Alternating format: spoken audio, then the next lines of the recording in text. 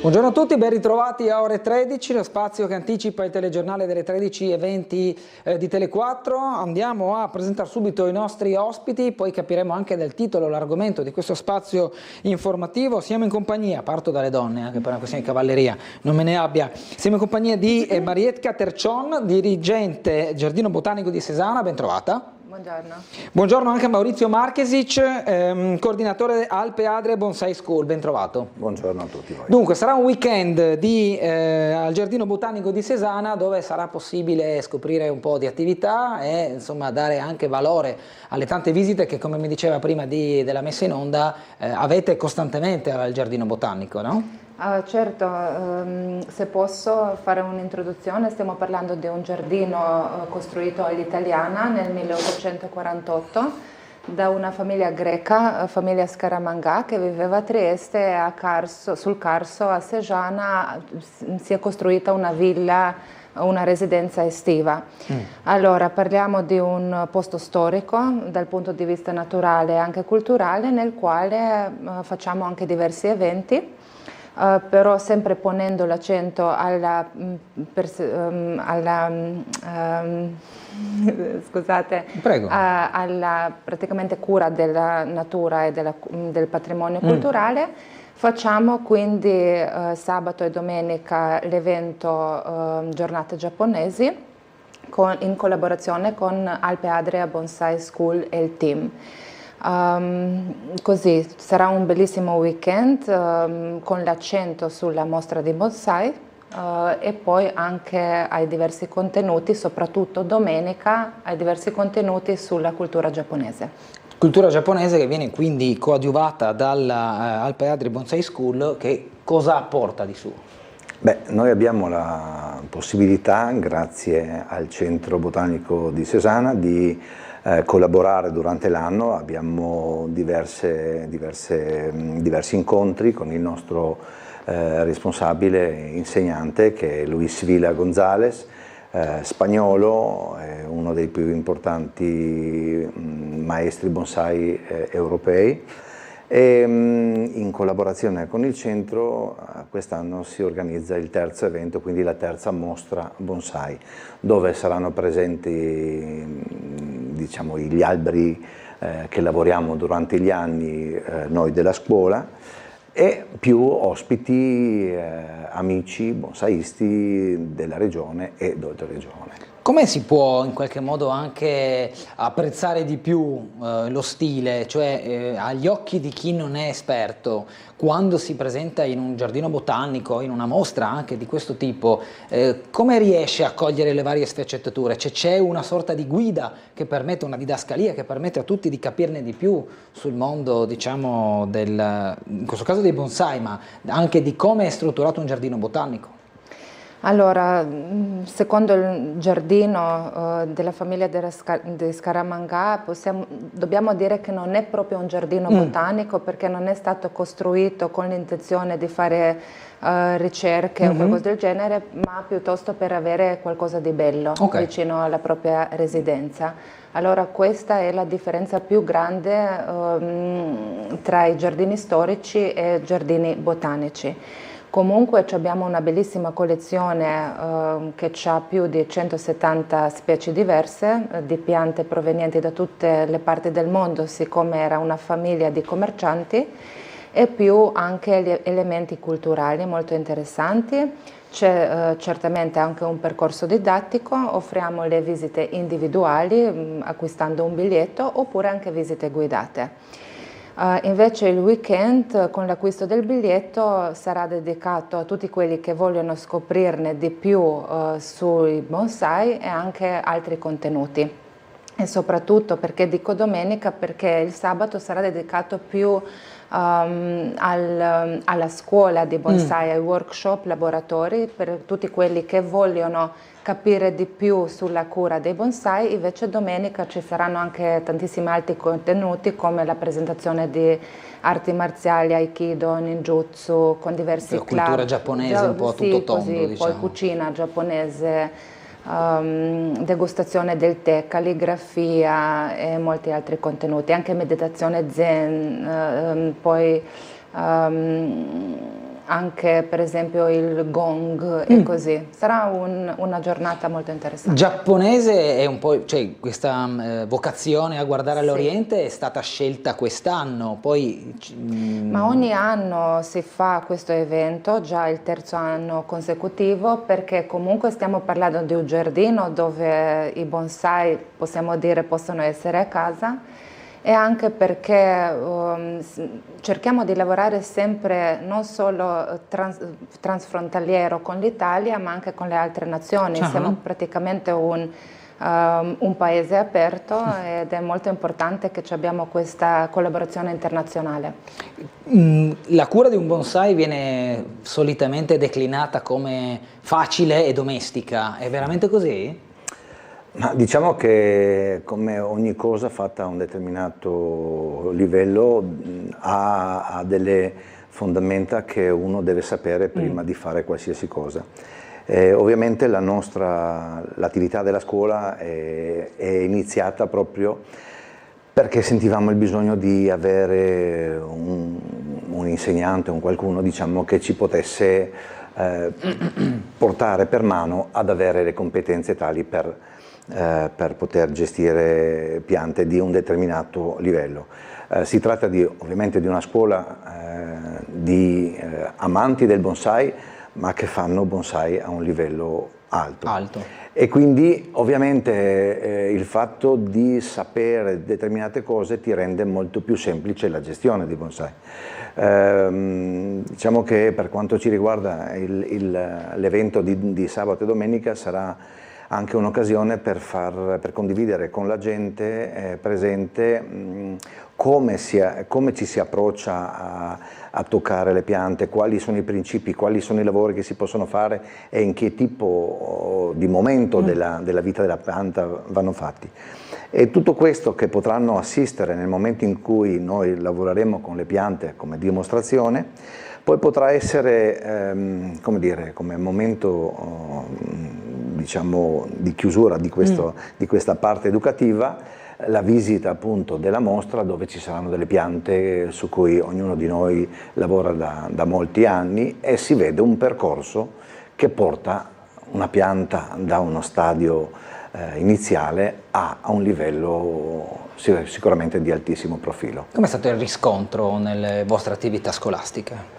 Ma diciamo che il riscontro, essendo noi, questa scuola è composta da 8-10 persone che vengono da posti molto diversi, alcuni vengono dall'Italia, altri sono della Slovenia, ci sono dalla Croazia, e quindi abbiamo preso, diciamo, come sede l'orto botanico proprio perché in qualche maniera, come dice Maria, diventa un punto di riferimento. Sì, di riferimento, e per noi ci sentiamo a casa. Grazie al Giardino Botanico. Sì. La cultura giapponese si declina molto spesso con questa sorta di accezione molto meditativa, molto spirituale. Diciamo che il giardino diventa il luogo ideale, no? Per presentare questo tipo di attività. Se la decliniamo proprio in termini più di immaginario collettivo, ecco.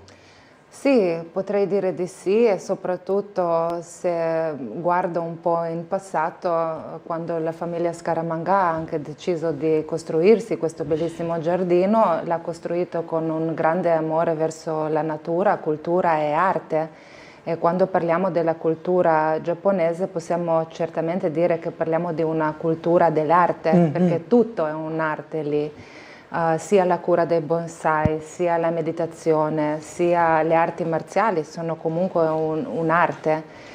Anche per i spiriti diversi, perché se parliamo per esempio delle arti marziali, sicuramente vengono svolte dalle persone con un altro spirito che quelle che fanno la meditazione. Sicuramente. O chi cura i bonsai. Sì, anche se è vero che lo sfondo è sempre una meditazione, una certa calma e un certo amore verso il mondo, verso le creazioni della natura, così. È cambiato qualcosa negli ultimi anni da parte della gente, delle persone, nell'approccio verso la cura delle piante, secondo lei? Perché molti hanno riscoperto questa sorta di prassi dopo il periodo della pandemia. Non so se può essere stato un periodo spartiacque a suo avviso. Ma io credo così, anche il modo di vivere negli ultimi decenni ci ha spinti ad apprezzare la natura, perché alla fine ci può essere tolto tutto, ma la natura è quella che ci ha fatta nascere e alla fine ci dà anche una consolazione. Per questo credo che ci sono sempre più persone, anche quelle che lavorano negli altri mondi, a fare l'approccio verso la natura, a trovare una certa, come si dice, un certo sostegno, calma, relax nella natura, e possiamo dire che anche nel nostro giardino vediamo che ogni anno cresce la visita. Posso anche dire, siccome siamo a Trieste, che siamo molto molto contenti, soprattutto anche dalla visita da parte dei triestini, quali acquistano anche tantissime volte la cartina annuale perché gli piace ritornare, anche perché sempre ci fa piacere raccontare la storia. Senza la famiglia Scaramanga anche questo giardino a Seggiana non ci sarebbe. Certo. E anche grazie alla comunità greco-orientale di Trieste, con la quale abbiamo un bellissimo rapporto, siccome parliamo di una famiglia greca, e con la quale anche collaboriamo in un modo molto così, che ci dà soddisfazione. Molto stretto, sì. Insomma, un rapporto molto stretto. Sì. E anche in questo caso, sempre guardando quello che è il mondo della natura, il mondo del verde, il bonsai rappresenta, secondo la sua esperienza, quell'approccio forse iniziale al mondo della cura delle piante, non solo domestiche, viene quasi vista come una sorta di pianta facile da poter coltivare, ma è vero anche questo? Ma diciamo che molte volte approcciarsi alla cura del bonsai, diciamo, si pensa al bonsai come una cosa, diciamo, una pianta che va gestita. In realtà collegandomi a quello che si diceva prima, c'è le varie arti, c'è un filo che conduce, quindi il bonsai ha in sé, oltre a sapere che facciamo arte con un elemento che comunque è vivo e quindi che possiamo molto velocemente fare in maniera che, se non facciamo determinate cose, che sia meno vivo, e quindi dobbiamo fare attenzione e diciamo, sicuramente da chi si approccia a gestire un bonsai ci sono determinate cose che deve sapere, quindi la facilità o la non facilità dipende da tanti fattori. Sicuramente avere alcune piante e incominciare a saperle leggere, no? Perché sapere leggere il colore del verde è molto importante, non dimenticarle è ancora più importante, perché da oggi a domani può venire l'elemento che non è atteso e che può far cambiare l'equilibrio, che fa sì che la pianta stia in salute.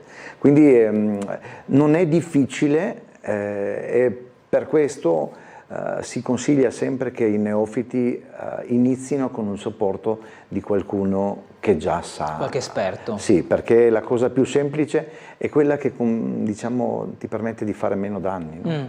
Quindi avere qualcuno che ti dice magari fai così o guarda questo, guarda quello. No? Voi come scuola siete presenti anche con altre iniziative? Immagino. Ma no, noi diciamo l'obiettivo della scuola è diciamo far crescere noi allievi della scuola, grazie a Luis Vila Gonzalez dell'El Team. Proprio per questo noi siamo questa Bonsai School Alpe Adria, è una costola, diciamo, sì. Il Team, che è l'associazione, ossia la scuola di Luis in Spagna.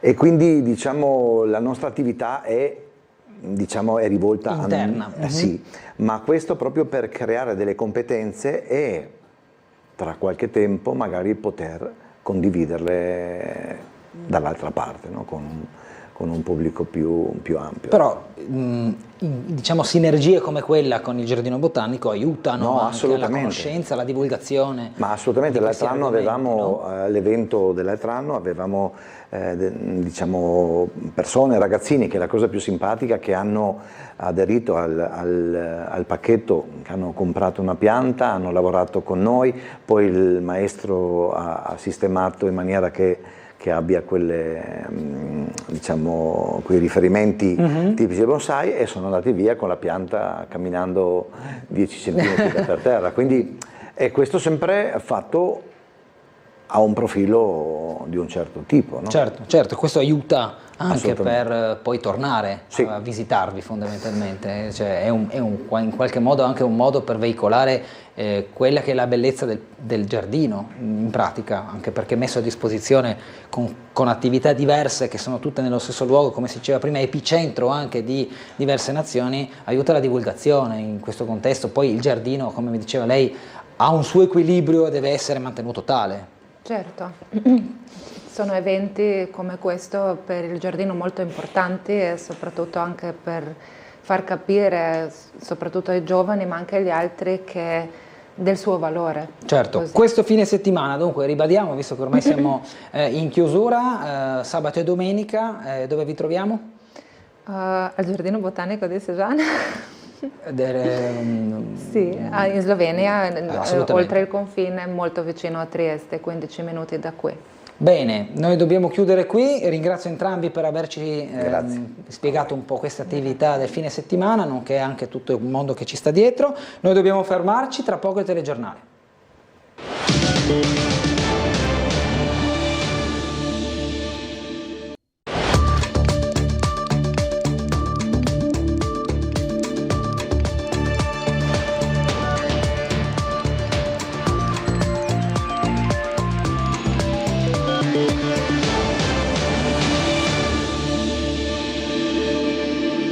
Telespettatori, buongiorno, bentrovati all'edizione delle 13:20 del telegiornale di Tele4. Torniamo sul caso del ragazzo caduto in mare ieri. Le ricerche sono ancora in corso. Per gli aggiornamenti ci colleghiamo con il collega Gianluca Paladin. Buongiorno Gianluca.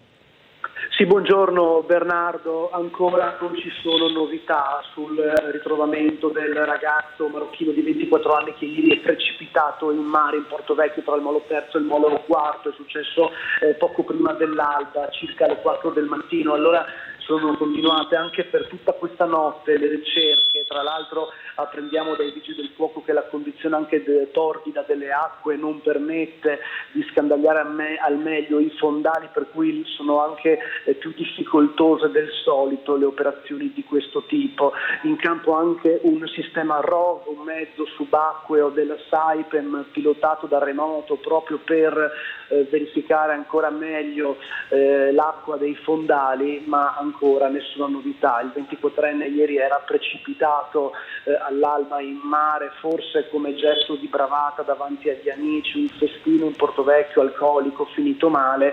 Nel peggiore dei modi si sta cercando ancora il 24enne, che è di origine marocchina. A lanciare l'allarme era stata una sua amica e una guardia giurata, intervistata peraltro ieri da Tele4, come evidenziato nel nostro telegiornale. Le prime persone a cercare aiuto sono state loro, poi l'esercito, i vigili del fuoco, i sommozzatori, la polizia di Stato, la guardia di finanza e l'elicottero. Tutti sono scesi in campo per cercare il ragazzo, che però ancora non si trova. Una vera e propria tragedia. Bisognerà capire esattamente anche la dinamica dei fatti con precisione. Continuano peraltro le indagini della Polizia di Stato per far luce anche sulla presenza degli altri giovani stranieri con cui il ragazzo si accompagnava, che a quanto pare sarebbero fuggiti dopo l'incidente. Solo la ragazza amica del 24enne era rimasta per cercare di prestare soccorso,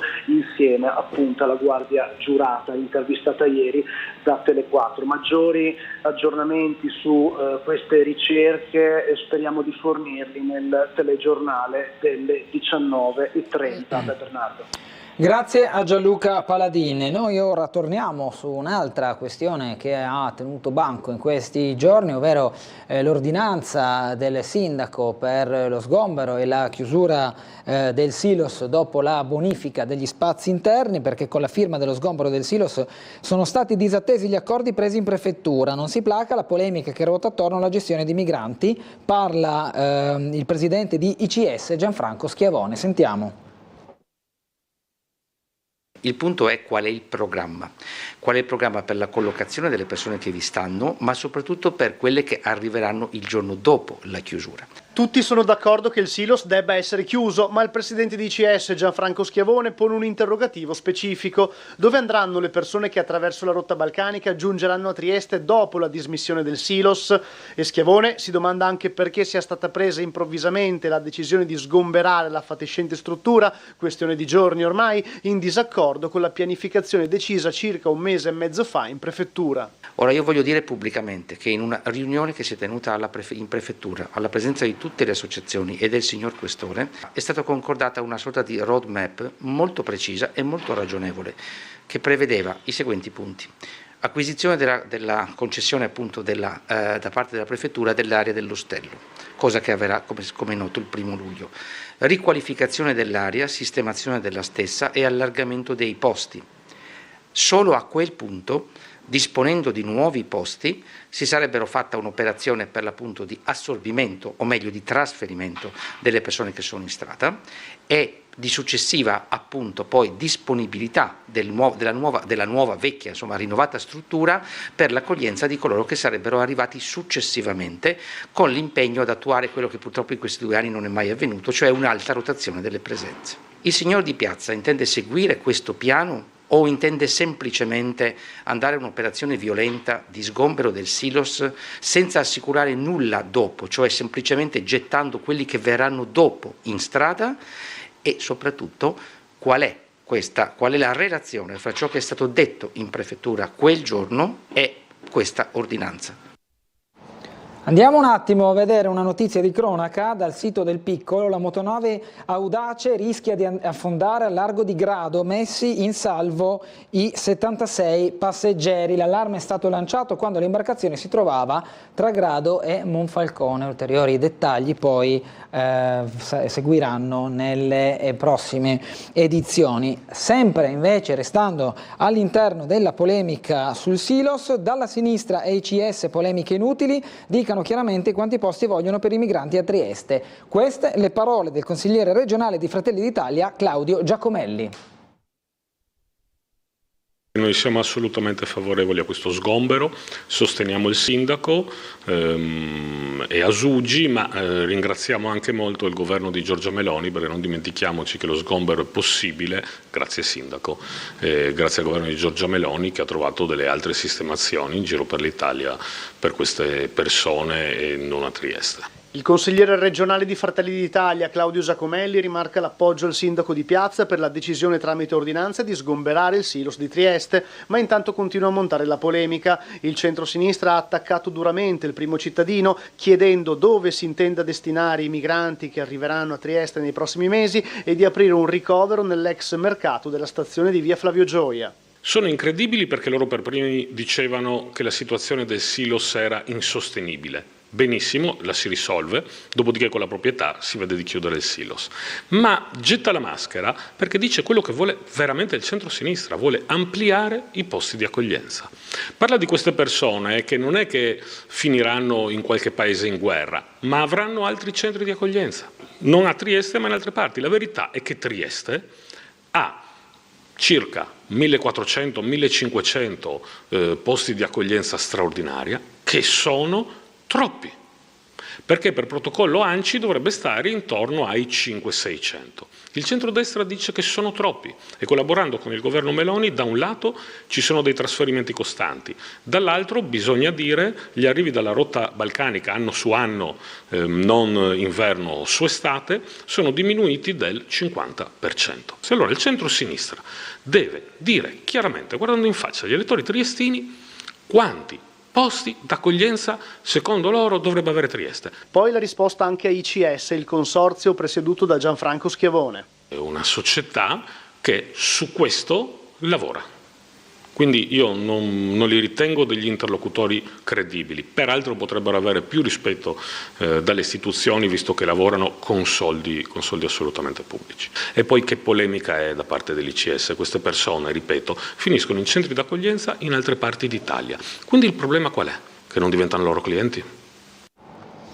Anche a maggio il network Media Nord-Est, primo in Italia per ascolti, dalle 2 visite del Papa, dalla donata degli Alpini, vi abbiamo raccontato i grandi eventi di un mese straordinario, ma vi abbiamo anche informato ora dopo ora dell'ennesima pesante ondata di maltempo. Media Nord-Est ancora una volta leader dell'informazione locale in Italia. A maggio, secondo i dati certificati Auditel, Media Nord-Est risulta il primo network di televisioni locali con oltre 1 milione di contatti giornalieri e più di 18.600 spettatori per l'ascolto medio delle emittenti Antenna 3, Rete Veneta, Tele Nord-Est, Tele 4 e TV 12. Dai fatti di cronaca ai grandi eventi in ogni parte del Veneto, nelle settimane di rilevazione, quelle comprese tra il 28 aprile e il 1 giugno, vi abbiamo raccontato la doppia visita in Veneto di Papa Francesco, prima nel suggestivo scenario di Venezia e della sua laguna e poi a Verona, da San Zeno all'Arena, da dove è partito il forte appello alla pace. Ma anche la Dunata Nazionale degli Alpini a Vicenza, con i suoi numeri eccezionali di partecipanti. E poi l'emergenza maltempo che ha colpito duramente il Veneto, da Vicenza a Padova alla Castellana Trevigiana, con allagamenti e frane, e il Friuli Venezia Giulia, e sulla quale ancora una volta vi abbiamo tenuti aggiornati ora dopo ora. Il fortissimo legame con il territorio del Nord-Est, frutto di una presenza costante e di una credibilità acquisita sul campo giorno dopo giorno, continuano a fare sì che il gruppo Media Nord-Est rimanga il punto di riferimento sul fronte dell'informazione. Media Nord-Est, primo network di televisioni locali d'Italia, quindi conferma la sua leadership grazie allo sforzo delle redazioni radicate nel territorio e del lavoro quotidiano di giornalisti e tecnici per un'informazione di qualità. Dunque andiamo a collegarci con la sala operativa della Polizia Locale per il consueto aggiornamento riguardo alla viabilità e le eventuali segnalazioni. Buongiorno. Di nuovo. Buongiorno, prego. Telespettatori. Ma diciamo ancora interventi per i danni provocati dalla pioggia di ieri e l'altro ieri, numerose buche segnalate sul manto stradale, interventi anche per smottamenti magari leggeri, fortunatamente senza danni alle cose delle persone, almeno le persone. C'è stato un incidente con feriti in strada di Guardiera 23, intersezione via Boican, senza grossi però diciamo con ferite non preoccupanti. C'è stata la cerimonia alza bandiera questa mattina alle 10, ricordo che pomeriggio ci sarà la maina bandiera alle ore 18, perciò attenzione, verrà chiusa per alcuni minuti la viabilità sulle rive. Ricordo che la galleria Carso è chiusa in direzione Trieste, ci sono alcuni rallentamenti a Bivio d'Acca a causa appunto della chiusura sul raccordo autostradale 13. Ancora da segnalare alle 21 questa sera c'è la partita di basket molto sentita, ci sarà molto afflusso sia prima che dopo la partita, ci saranno dei rallentamenti in Roma. Per il resto al momento non abbiamo interventi di nota e niente, vi restituirei la linea. Bene, grazie al commissario De Grassi, una buona giornata e un buon lavoro. Noi ora ci fermiamo per la pubblicità, torneremo tra poco con altri servizi riepilogando i fatti principali. Ci vediamo tra qualche minuto. And yeah, and then every people put one vest and took down, and then at the outside the black rescue boats, yeah. Yes. And then we are 1 hour waiting.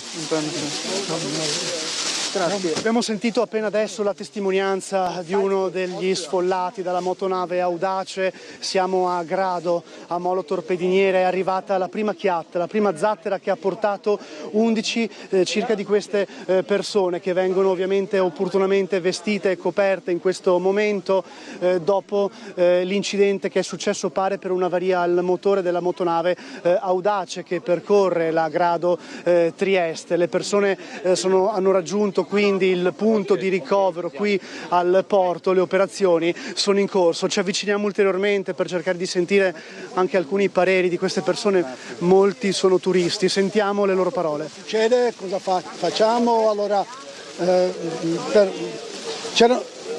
c'erano problemi con la gente che psicicamente non stanno bene. C'era un piccolo giovane, gridava come un matto, veramente è un shock per tutti, questo sicuramente. Ha avuto paura?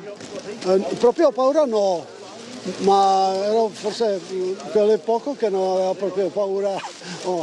Lasciamolo andare al caldo. Lei è un turista, da dove viene? Dalla Svizzera. Dalla Svizzera? Sì, sì. Prima esperienza con la motonave Audace? Per fortuna. Grazie, buon riposo.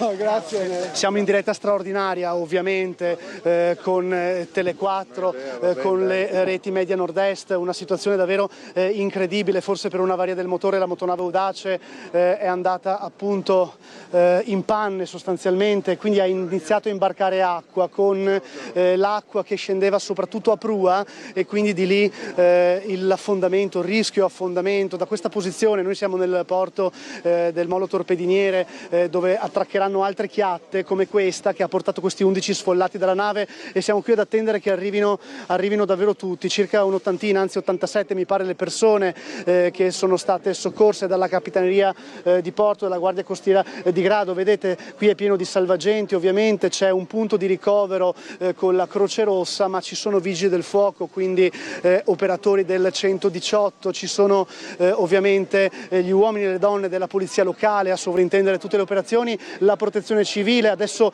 parleremo anche con altre persone perché c'è il prefetto Ricciardi ma c'è anche il sindaco Corbatto al suo primo giorno da sindaco. Beh, un buon inizio eufemisticamente parlando, insomma, visto la giornata che sta avvenendo qui, una situazione veramente incredibile. Ora noi con le immagini possiamo anche andare a far vedere quello che succede nel punto di ricovero, con le persone che si stanno abbeverando, stanno forse mangiando qualcosa, insomma sono state ricoverate qua dentro con tantissimi professionisti che vi ho appena citato, qui pronti a soccorrerli. Abbiamo sentito l'esperienza di un cittadino svizzero che parla benissimo italiano, infatti l'ho scambiato per un turista italiano, invece svizzero, prima esperienza qua con la motonave. Vedete gli operatori del 118 insieme agli altri dell'ambulanza entrano in continuazione, riforniscono di liquidi ovviamente le persone che hanno dovuto attendere molto dopo l'incidente di stamattina per tornare a riva, tornare qua. Tante televisioni qui insieme a noi, tanti giornalisti e fotografi. Adesso però noi qui non possiamo entrare perché dobbiamo lasciare spazio alla situazione di ricovero, ma andiamo a vedere se troviamo anche altri protagonisti che possono raccontarci meglio come si sovrintendono questi lavori. Andiamo a vedere se riesco a trovare il sindaco. Prefetto, salve, buongiorno, Gianluca Paladin, Tele4, siamo in diretta straordinaria. Abbiamo visto una situazione incredibile, insomma, una sorta di avaria in mezzo al mare e qui tutti disponibili ovviamente per aiutare. È questa, in questa situazione preoccupante, la cosa positiva. Tutto è andato a quanto pare bene, al di là delle motivazioni, delle ragioni per le quali la nave ha avuto difficoltà e verranno accertate da chi ne ha la competenza. Il sistema del soccorso ha funzionato, la Capitaneria di Porto, la Direzione Marittima Terrestre hanno coordinato perfettamente le operazioni, tutte le componenti sono intervenute, il soccorso, le autorità sanitarie, le altre componenti del soccorso pubblico, tutti hanno lavorato assieme per evitare che questa situazione si trasformasse in una tragedia. A quanto sembra, incrociamo le dita, non ci sono vittime, non ci sono persone che abbiano subito particolari problemi, ovviamente i sanitari lo stanno controllando in questo momento, è la dimostrazione che il meccanismo del soccorso funziona. Grazie prefetto e buon lavoro. Capitano Di Vascello, giusto, abbiamo parlato prima, allora innanzitutto cosa succede in una situazione del genere? La Capitaneria di Porto è intervenuta tempestivamente, c'era il problema della nave che sembra che sia ancora in affondamento tecnicamente sulla prua, mi pare. Sì.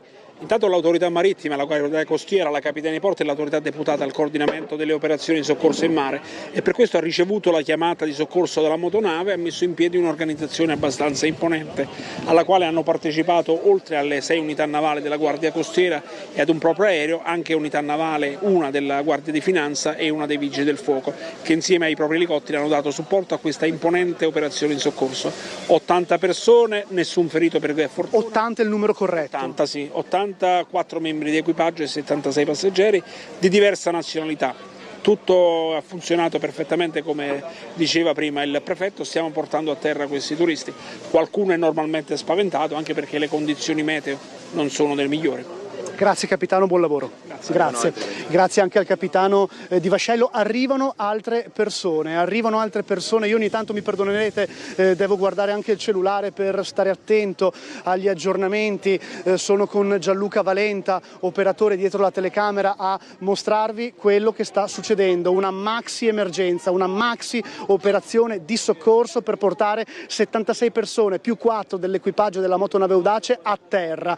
La motonave è in avaria a causa di un problema al motore e ha iniziato a imbarcare acqua che si è riversata soprattutto sulla prua. Vedo una motovedetta della Capitaneria di Porto, vediamo se trasporta altre persone. Ci sono anche i sommozzatori, ci sono ovviamente gli operatori della Guardia Costiera in prima linea e tutti coloro che fanno parte della Capitaneria di Porto, oltre ovviamente alle forze dell'ordine. Principalmente in realtà ci sono tanti uomini della Protezione Civile e della Polizia Locale. Le ambulanze sono pronte per eventuali problemi, disagi, malesseri, perché è un'esperienza non solo fisica ma anche psicologica. Pensate, 76 persone più 4 dell'equipaggio, tutte 80, a rischio affondamento sulla barca. Una situazione davvero incredibile. Forse attraccano qua, eccoci, noi ci mettiamo qui e assistiamo in diretta a questo attracco con la motovedetta della Guardia Costiera. Le persone scenderanno e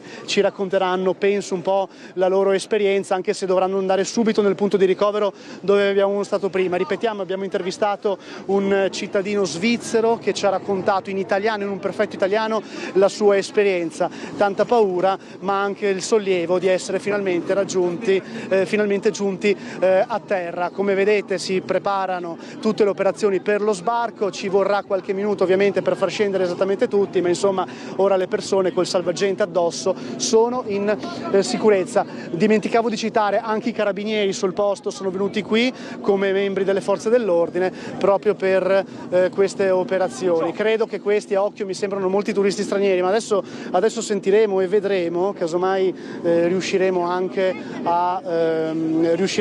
a strappare a loro qualche parola. Gianluca, tu parlami pure se hai qualche novità o aggiornamento. Siamo in diretta straordinaria, è un momento difficile, quindi bando alle ciance, comunichiamo pure tra di noi se serve, senza problemi di audio. Vedete? Ecco le persone che scendono e vengono accolte e coperte con l'apposita mantellina, persone che hanno bisogno di essere subito ricoverate. Adesso chiediamo subito se sono turisti, ma come vedete ce li portano via proprio perché non si può fermare il flusso in questo momento. Un bambino, c'è anche un bambino, guardate, un bambino che viene portato a bordo con il salvagente nel punto di ricovero, quindi insomma situazione delicatissima. E adesso vediamo se riusciamo anche a parlare con qualcuno. Vediamo se riusciamo a sentire. Signora, buongiorno, are you a tourist? Ja, toerist. From Holland. Are you scary of this situation? Ja, sicher. Ja. Thank you. Dall'Olanda, una turista olandese che ha provato paura per questa situazione. Ovviamente sono interviste velocissime che proviamo a fare, mi accodo anche a questa, vediamo cosa ci raccontano. Yeah, not so nice. Where are you come from? Austria. Scary for this situation. At home now, I'm cold. How was the situation? It got scary. Strange, yeah, of course, yeah. Ok, thank you. Una situazione strana, un'esperienza strana e anche paurosa, questa persona dall'Austria che ci ha raccontato quello che ha provato. Lo stesso prefetto, guardate, insieme ai carabinieri fornisce i primi soccorsi alle persone. Un altro bambino che viene portato, bambini piccoli sotto i 5 anni che vengono portati dentro da questa seconda imbarcazione che ha portato, forse ne arriva anche una terza, è un'altra, perfetto, un'altra imbarcazione che è stata portata qui con altre persone, non mi sono messa a contare quante fossero queste, ma comunque credo un'altra decina. Adesso vediamo, scenderanno altre persone da qui pronte a essere accolte. Ve lo dicevo, quindi turisti prettamente stranieri, quelli che abbiamo ascoltato finora, turisti stranieri dall'Olanda, dall'Austria, dalla Svizzera, da tutta Europa praticamente, e quindi insomma una questione che ha investito il settore turistico. Abbiamo incontrato finora 0 italiani praticamente, però con l'inglese un po' ce la caviamo, quindi riusciamo a fornire le prime impressioni. C'è una signora che piange. Signora, buongiorno, italiana? No, Are you a tourist from Poland? Have you got scary for this situation? Okay, of course. How was the situation in the water? I'm sorry, but I can't. Ok, I can't speak, non posso parlare, mi dispiace, non vogliono parlare in questo momento, aveva le lacrime agli occhi. Ci rendiamo conto che bisogna essere anche un po' delicati, noi ovviamente facciamo il nostro lavoro anche di raccogliere testimonianze. C'è poco da chiedere, com'è stata la loro sensazione, se hanno avuto paura, come se la sono cavata, come sono stati quei momenti drammatici, perché ripetiamolo, tutti ci sono salvati, però sapere che sei in una barca che sta affondando certamente è un brutto colpo. Avviciniamoci, passiamo oltre, vedete qua alcune persone che vengono accolte, andiamo a sentire se qualcun altro ci parla. No, quella è la persona che abbiamo intervistato prima anche noi, adesso sentiremo altre persone che magari ci possono raccontare quello che hanno provato. How are you, miss? Yeah, good. I'm fine. Now good. Good. Where are you come from? Holland. Holland. Yeah. From Holland, dall'Olanda. In this situation, have you got maybe a little bit of scary? Yeah, very scary. Okay. How was in the water the strange situation? Yeah. Okay. Now it's good. Now it's good. Okay, now thank I'm you. fine. Yeah. Fine, okay, thank you. Un'altra turista olandese che ora si sente bene, tranquilla. Guardate quanti giubbotti sono stati depositati mano a mano che le persone vengono accolte nella tenda della Croce Rossa, della Croce Sanitaria. Vedete tanti colleghi giornalisti che intervistano, tante persone che adesso bevono e mangiano qualcosa. Non ho ancora incontrato una persona di nazionalità italiana, ma insomma queste voci già bastano di per sé a raccontare il momento drammatico che si sta vivendo. Andiamo dal sindaco Corbato, appena eletto. Sindaco, buongiorno, scusate se vi interrompo, sindaco appena eletto, oggi il suo primo giorno, direi il battesimo del fuoco. Sì, certamente, io spero che questo sia il primo giorno e anche l'ultimo per affrontare simili emergenze, perché veramente oggi comunque c'è stata anche, da un certo punto di vista sono contento perché è stata la dimostrazione di come la catena di soccorso funzioni, perché sono stati allertati tutti e tutti hanno dato il proprio contributo e siamo riusciti anche a portarli a casa tutti quanti, e il merito è effettivamente della Guardia Costiera, tutte le forze dell'ordine che si sono dimostrate disponibilissime, la Protezione Civile, la Sogit, le ambulanze. Cioè, tutti impegnati per l'emergenza? Assolutamente. Poi si lascerà il bilancio nei prossimi giorni di come, quando, perché. Sì, anche perché bisogna capire cosa è successo per evitare di avere di nuovo questo tipo di problemi, insomma, perché la navigazione deve essere sicura. Vengono qua per godere del territorio, per godere delle nostre bellezze, e quindi dobbiamo dare servizi che siano idonei e confacenti a questo. Grazie sindaco, buon lavoro. Grazie. Noi siamo in diretta straordinaria con Tele4, con le reti Media Nord-Est, e stiamo documentando quello che è successo da stamattina. Forse una avaria al motore che ha contribuito a far nascere questo principio di allagamento l'affondamento della nave, la prua soprattutto, è lì che l'acqua si è imbarcata e quindi il rischio affondamento, ma le 76 persone più 4 dell'equipaggio, quindi tutte 80, sono stati salvati pare senza feriti e senza altri tipi di disagi, perché lo dicevamo anche prima, è anche una situazione non solo fisica ma psicologica, vivere un'esperienza del genere. Non arriva ancora nessuno, meglio si sta avvicinando un'altra motovedetta della Guardia Costiera, vediamo se trasporta altre persone, non mi pare a occhio di vedere, mentre c'è un gommone sempre degli addetti ai lavori, penso quello della polizia locale, tra l'altro mi pare di scorgere un uomo in divisa che è lì che attende, forse appunto come checkpoint. Vedete, adesso qui siamo nei pressi del porticciolo che si chiama Molo Torpediniere, le persone comunque forse sono 54 quelle già in salvo, ma sono numeri che non voglio confermare in questo momento. Naturalmente oltre a questa diretta maggiori informazioni su Tele4 questa sera al telegiornale delle 19:30. Torniamo da questa parte, vedete siamo qui a Molo Torpediniere con le immagini di Gianluca Valenta che vi stiamo documentando passo passo quello che sta succedendo. Torniamo al punto di ricovero, vediamo se riusciamo a parlare con qualcun altro. Già abbiamo intervistato diversi turisti che si sono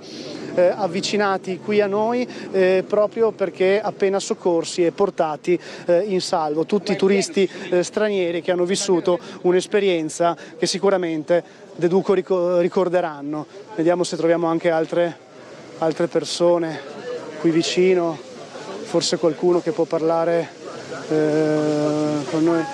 Good afternoon, mister. Where are you come from? Which country? Yes. I come from Austria. From Austria, okay. A scary situation this time. We didn't believe that such is possible. Yes. First time in Italy, first time in Grado? Are you for the first time here? No, we are the third time here, and in Grado we liked it very much, and we made only with the ship wanted to go to Trieste. Okay. We have a ticket for back. We came back. Okay. Thank you. Good luck. Thank you. Allora la persona, ovviamente anche lei austriaca, appena arrivata qui, non è la prima volta che viene in Italia, una situazione veramente difficile da sostenere perché è un'esperienza incredibile, tutti hanno avuto paura, io continuo a chiederlo ma è una domanda ovviamente logica da fare, ma sicuramente sappiamo anche la risposta. Ripeto, tanti turisti dall'Olanda, soprattutto dall'Austria, uno dalla Svizzera, l'unico che è riuscito a scambiare con noi qualche battuta in italiano. Qui gli uomini della Guardia Costiera, Polizia Locale, Capitaneria di Porto, Vigili del Fuoco, sommozzatori e poi anche Protezione Civile e Carabinieri stanno sovrintendendo tutte le operazioni veramente che hanno portato a un incidente che insomma ha messo a repentaglio l'incolumità di 76 persone più 4 dell'equipaggio. Pare un'avaria al motore, ma ripeto, dobbiamo verificare tutto quello che stiamo in questo momento vagliando. E ne arriva un'altra, mi avvisa Gianluca Valenta che ne vede una, la vedo anch'io adesso, bravo Gianluca, adesso così noi stiamo qui ad accogliere le altre persone che arriveranno e vedo che oltre alle transenne ci sono anche dei curiosi logicamente, probabilmente dei gradesi, magari fra poco andremo anche da loro, ma voglio prima attendere lo sbarco delle altre persone. Vieni Gianluca, possiamo posizionarci un po' più vicino? Io ovviamente ogni tanto passerò davanti alla telecamera, mi vedrete la nuca, ma mi faccio strada senza intralciare tra i soccorsi che sono qui per garantire la sicurezza di queste persone. Adesso noi ci sposteremo quando il momento arriverà certamente, mi fanno cenno che giustamente adesso quando sbarcano dobbiamo venire più indietro, ma volevamo darvi una visuale più precisa e migliore della situazione. Arretriamo piano piano così quando poi arriverà qualcuno magari lo seguiremo e lo sentiremo. In mare aperto, in mare la nave ha avuto questa avaria in mattinata che ha costretto a una maxi emergenza veramente incredibile per soccorrere 80 persone. Devo dire che come testimoniato prima anche dal capitano di vascello della Guardia Costiera, i tempestivi sono stati i soccorsi e sono arrivati veramente in tempo, perché la nave comunque, la motonave affondava molto lentamente. Forse ne arriva un'altra motonave e quindi insomma piano piano credo addirittura che forse siamo alle fasi finali, o meglio forse queste ultime due chiatte dovrebbero riuscire a aver portato tutti quanti, ripetiamo 76 persone più 4 dell'equipaggio. Ecco che lanciano le cime pronte a essere legate al molo per far sbarcare le persone. Stiamo dietro i carabinieri e dietro il prefetto, che come vedete anche lui è in prima linea. Incredibile il dispendio di energie e di forze qua per garantire la sicurezza di tutti. Noi non ve l'abbiamo detto, ma è superfluo dire che ovviamente le strade qui vicino sono chiuse, cioè a parte i mezzi di soccorso nessuno si può avvicinare al molo torpediniere, quindi è chiaro che anche la viabilità di grado nella zona costiera immediatamente nella zona del molo è anche leggermente compromessa, ma questo è una logica conseguenza di quanto sta avvenendo. Ecco, primi soccorsi che arrivano, carabinieri che portano una donna, in questo caso che sta arrivando, anche lei provata dalla situazione, un'altra persona, la vediamo qui scortata dai carabinieri, tutti stranieri anche loro, un altro turista che non si ferma, però non tutti con la stampa magari hanno anche fretta ovviamente di andare a scaldarsi un attimo, perché in mare aperto fa anche freddino, lo diciamo e lo ripetiamo. Una signora quasi in lacrime, guardate. Miss, a terrible experience, yes? Ok, so sorry. Una persona che anche lei, una terribile esperienza, si è coperta il viso, piangeva. Qualcuno invece sorride per stemperare il nervosismo, vedete. Noi proviamo ad avvicinare delle persone, ma è chiaro che non è una situazione facile per loro soprattutto. Vediamo se avvicinandoci qualcun altro si ferma, vengono immediatamente scortati. Questa persona ha una ferita, una mano fasciata, ma pare che fosse una cosa già da prima ovviamente, quindi non sicuramente per l'incidente. Vedete il cordone di sicurezza che si è formato, davvero un'emergenza, una maxi emergenza che sta investendo tutti gli operatori del settore. Bisogna dar merito sicuramente della velocità con cui i soccorsi sono stati portati. Il sindaco insieme al prefetto in testa ad accogliere tutti, abbiamo sentito prima le loro parole, adesso proverò ad avvicinare l'ennesima persona appena sbarca. Ripeto, tante persone dall'Olanda, dalla Svizzera, dall'Austria, non so da che altri posti, ma comunque prevalgono austriaci e olandesi. Ecco un'altra motovedetta, ne arriva un'altra, viene fatta attraccare poco più in là rispetto alla precedente, pronte a lanciare le cime che vengono raccolte dai membri del servizio d'ordine e anche dell'ambulanza, che sono qui presenti ovviamente per assicurare le prime cure qualora fosse necessario, qualora qualcuno abbia subito ferite o si sia sentito male, anche se in realtà da quello che apprendiamo pare che non ci siano persone coinvolte nell'incidente dal punto di vista appunto della sicurezza, quindi bene così ovviamente. Queste sono le buone notizie nell'incidente che vi stiamo raccontando. Siamo in diretta straordinaria con Tele4, siamo in diretta straordinaria con le reti Media Nord-Est, proprio per documentarvi passo passo le operazioni di soccorso, delicate peraltro, perché tante persone sconvolte con le lacrime le avete viste, 2 bambini almeno abbiamo visto approdare qui in braccio ai soccorritori che piangevano, uno piangeva, uno era abbracciato al soccorritore, insomma una situazione che ha investito anche i più piccini. Logicamente le persone sono venute qui in Italia, Grado e Trieste, per godersi un po' di relax e hanno vissuto un'esperienza drammatica che però per fortuna sta, credo, finendo bene, nel senso con tutti i soccorsi e nessun ferito. Lo spavento è tanto, la paura è stata tanta, l'ho chiesto e l'abbiamo chiesto alle persone che non ci hanno fatto altro che ripetere, finalmente siamo a terra, insomma, sostanzialmente questa è la situazione che si sta delineando. Andiamo un po' più avanti, vieni Gianluca, anzi cambiamo visuale, guardate, una persona sconvolta, anche lei, povera, che sta piangendo, forse hanno vissuto attimi talmente drammatici da ricordarli per sempre. Una motonave che sta per affondare, le persone sopra in preda al panico, alcune a quanto pare. Adesso ovviamente lo stress è tanto, la paura è tanta, per fortuna i soccorsi sono arrivati subito, quindi sicuramente, guardate, viene soccorsa, non è in forma questa signora, anzi sembra molto provata, difficile avvicinarla, noi dobbiamo anche rispettare un pochino ovviamente certe situazioni, ma proviamo a seguirla, è italiana, parla italiano.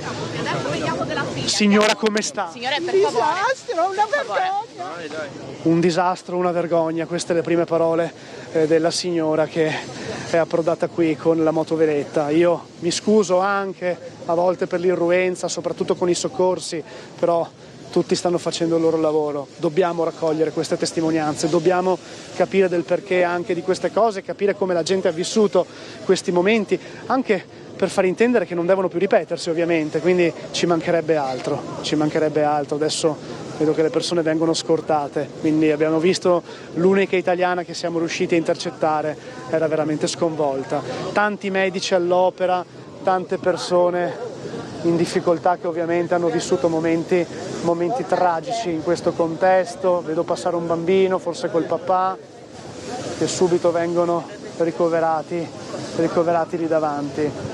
Vediamo se qualcuno altro parlerà con noi. Questi mi sembrano anche loro stranieri, sì, chissà se anche loro dall'Austria, dall'Olanda, forse dalla Croazia, operatori che stanno facendo sbarcare tutti quanti e altri giubbotti che vengono raccolti.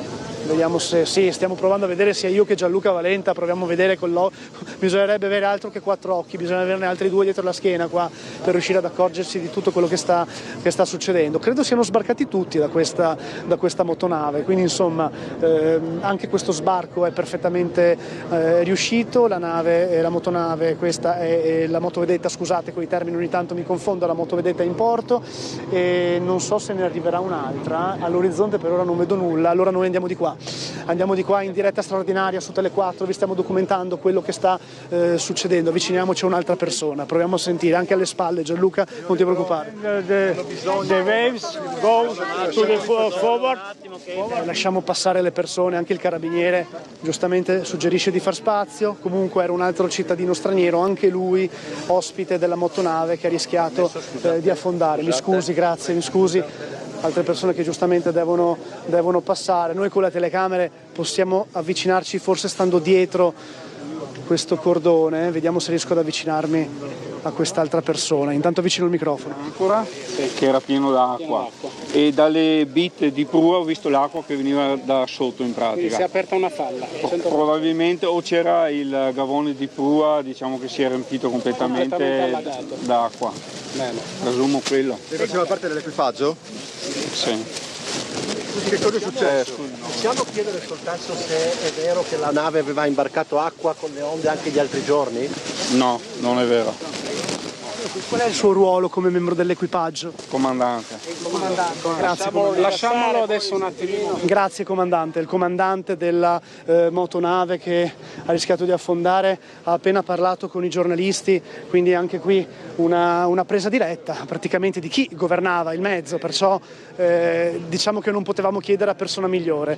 È scosso anche lui, si vedeva, quindi insomma abbiamo sentito il comandante della motonave Audace che ha appena lasciato le prime dichiarazioni di circostanza, ovviamente, perché si dovranno fare un sacco di conti per capire come, quando, perché questo è successo e in che modo era evitabile, non lo sappiamo. È chiaro che poi chi di dovere farà gli eventuali accertamenti. È stato chiesto per esempio se anche acqua imbarcata dai giorni scorsi con maltempo e altre situazioni possa aver contribuito, ha detto assolutamente no, quindi a questo ha risposto. credo che siano arrivati forse tutti. Mi voglio domandare questo e vorrei chiedere, adesso vediamo di capire con altre persone, forse con lo stesso capitano di vascello che abbiamo visto prima. Andiamo con Gianluca Valenta vicino di nuovo alla tenda e chiediamo innanzitutto, mi stacco un attimo per chiedere, vi lascio un secondo con le immagini di Valenta, che puoi andare pure lì vicino, io mi stacco un secondo. Ok, grazie capitano, sono sbarcati tutti, lo confermo, tutti quanti gli ospiti della motonave sono sbarcati e adesso sono stati ricoverati mano a mano che le motovedette giungevano. Noi ci fermiamo qua con le telecamere perché ovviamente in questo punto di ricovero ci sono, spostiamoci più in qua. Ovviamente è una situazione un po' concitata, ci rendiamo conto che a volte siamo noi stessi elemento di disturbo, è perfettamente logico, però insomma vi stiamo documentando minuto per minuto, passo passo, secondo per secondo quello che è avvenuto, un'operazione di soccorso, di maxico soccorso che ha coinvolto tantissimi professionisti tra forze dell'ordine, guardia costiera, protezione civile, ambulanze, vigili del fuoco, sommozzatori, polizia locale e carabinieri, il prefetto sul posto e soprattutto anche noi andiamo dietro i cordoni a questo punto, vediamo dall'altro lato, e anche i carabinieri, il sindaco ovviamente, il nuovo sindaco di grado Corbato in testa per anche lui assistere e sovrintendere a queste operazioni. Andiamo a vedere anche da questo lato cosa riusciamo a farvi vedere come a livello di immagini, rispettando ovviamente le operazioni. I primi turisti stranieri che sono sbarcati con la prima motovedetta sono qua, che vengono prontamente aiutati, coperti e riscaldati,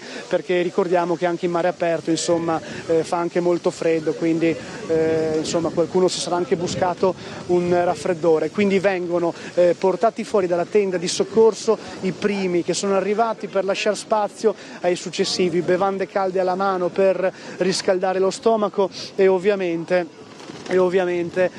darsi un minimo di tono dopo una giornata veramente incredibile. Ovviamente qui bisognerà anche sentire altre persone se riusciamo, per capire esattamente la dinamica degli eventi. Pare che questa motonave Audace abbia imbarcato acqua soprattutto sulla prua, forse a causa di un'avaria del motore, è successo in mattinata, credo, mi pare sì, mare aperto praticamente nel tragitto grado Trieste, quindi una situazione molto pericolosa, ma i soccorsi sono attivati immediatamente, sono riusciti a raggiungere l'imbarcazione, evitare che prima dell'affondamento ci fossero problematiche più gravi. Nessuno pare sia rimasto ferito, questa è una bella notizia. Sentiamo le persone, facciamo passare ovviamente un attimo qualcuno, c'è un cordone di sicurezza costante che è stato creato. Qui ci dobbiamo spostare, in effetti, poche persone che parlano italiano, ma abbiamo regalato tante sensazioni, tante voci. Questi alcuni li abbiamo già intervistati, questi per esempio, altri stranieri che stanno uscendo dal tendone. Sono sbarcati praticamente tutti, un'ulteriore conferma mi arriva alle spalle, perciò insomma tutto tranquillo. Adesso vediamo se riesco a chiedere, non a questi che li ho già sentiti, provo a vedere con questa signora. Hello Mrs, how are you? Are you tourist? Deutsch, yeah. From Deutschland, okay, from Germany. Okay. Do you speak English? No. Oh, sorry, I don't speak German. Okay. Have you got scary of this situation? A little bit scary of this situation? Yeah. Okay, thank you. Un po' di paura per questa situazione, ma ragazzi io il tedesco non lo parlo, mi dispiace, su questo non posso aiutare, con l'inglese ancora me la cavicchio, però con il tedesco proprio no. Ripeto, svizzeri, austriaci, adesso tedeschi abbiamo sentito, olandesi e tanti austriaci, questo principalmente il bilancio di quante persone di che nazionalità erano coinvolte. Vedo che parlano ancora in lingua straniera, olandese o tedesco, non lo so, non riesco ad avvertire, però rilasciano le prime impressioni e dichiarazioni agli stessi soccorsi. Vedete, questa è un po' appunto della situazione che viene fatto anche dalle forze dell'ordine e dai soccorsi che ovviamente interrogano i testimoni per quello che è il successo. Ma adesso vediamo che un'ambulanza prima è anche andata via. Un'ambulanza è andata via che forse ha portato qualcuno per le prime cure del caso, un soccorso dovuto ovviamente per quello che è successo. Ditemi se siamo ancora in diretta, qui siamo un po' in mezzo alla confusione. Pubblicità.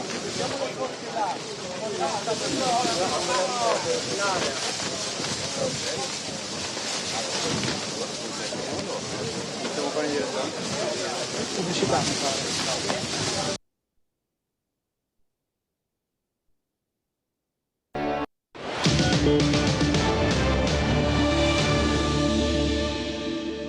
Allora, ancora diretta straordinaria per seguire l'evoluzione di questa emergenza per l'affondamento della motonave Audace che fa servizio tra Trieste e Grado e che ha lanciato l'allarme per un'emergenza proprio perché imbarcava acqua intorno a mezzogiorno. I 76 passeggeri a bordo sono stati tutti trasferiti poi a bordo di zattere, poi con le motonavi della Guardia Costiera della Capitaneria di Porto e sono arrivati al molo torpediniere.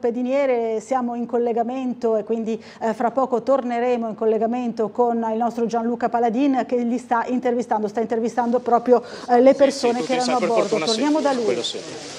Grazie mille per la testimonianza. Un altro membro dell'equipaggio che ha rilasciato la dichiarazione. Vedete le persone che vengono ricoverate qua dentro nella tenda della Croce Rossa proprio per avere i primi sorsi d'acqua. Ho visto anche un tè alla pesca girare, sapete, contiene sali minerali, quindi insomma riesce anche un po' a tirare su fisicamente parlando. C'è una persona distesa, cerchiamo ovviamente con le immagini di documentare ma essere anche discreti, perché ovviamente è una situazione difficile, però ragazzi qui stiamo documentando una situazione incredibile che merita ovviamente di essere ripresa. Persone che adesso si sono sistemate qua dentro, gli ultimi arrivati con la motonave, con la motovedetta della Guardia Costiera, controllano la pressione alle persone, controllano lo stato di salute, controllano la temperatura con le pistole che bene ci hanno insegnato a utilizzare nel periodo pandemia Covid, quelle che registrano la temperatura subito pigiando il tasto sulla fronte, e quindi insomma una situazione anche di controllo medico per capire se qualcuno ha avuto qualche disagio, problema o un malore, ma nessuno è rimasto ferito, per fortuna. Questo è un dato importante. Come vedete controllano la persona di questa turista, mi pare quella austriaca o polacca, forse lei è polacca, tra i tanti a cui abbiamo strappato una parola, a volte una lacrima, a volte un sorriso per stemperare quello che è successo. Ci fanno segno di andare oltre.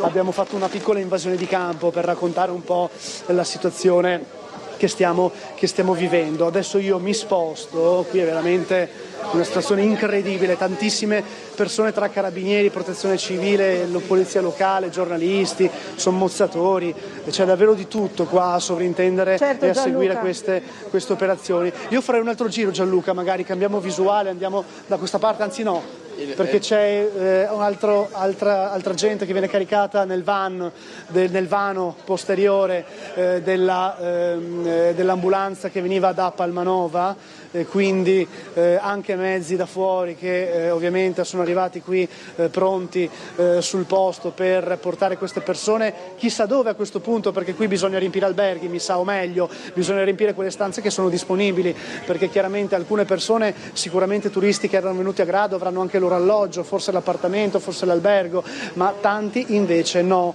perciò bisogna assolutamente portarli in luogo sicuro. I loro beni, il loro materiale, alcune cose li avranno lasciati sicuramente sull'imbarcazione, sulla motonave Audace, e verranno probabilmente recuperati, sperando che nel frattempo non affondi ovviamente, ma io credo che i soccorsi si siano occupati anche di quello. Naturalmente maggiori informazioni nel corso di questa giornata. Una situazione che vede RTL 4 impegnata come emittente in prima linea per documentare tutto quello che sta succedendo. Prima abbiamo anche fatto vedere la compilazione dei moduli da parte delle persone soccorse, così gli infermieri poi possono anche capire tutti i dati sensibili di questi sfollati dalla motonave Audace. Andiamo dall'altro lato, vediamo se riusciamo a farvi vedere qualcos'altro. Siamo in molo torpediniere. Dimmi Gianluca. 3 pulmini da 11 persone sono andate via. 3 pulmini da 11 persone sono già andati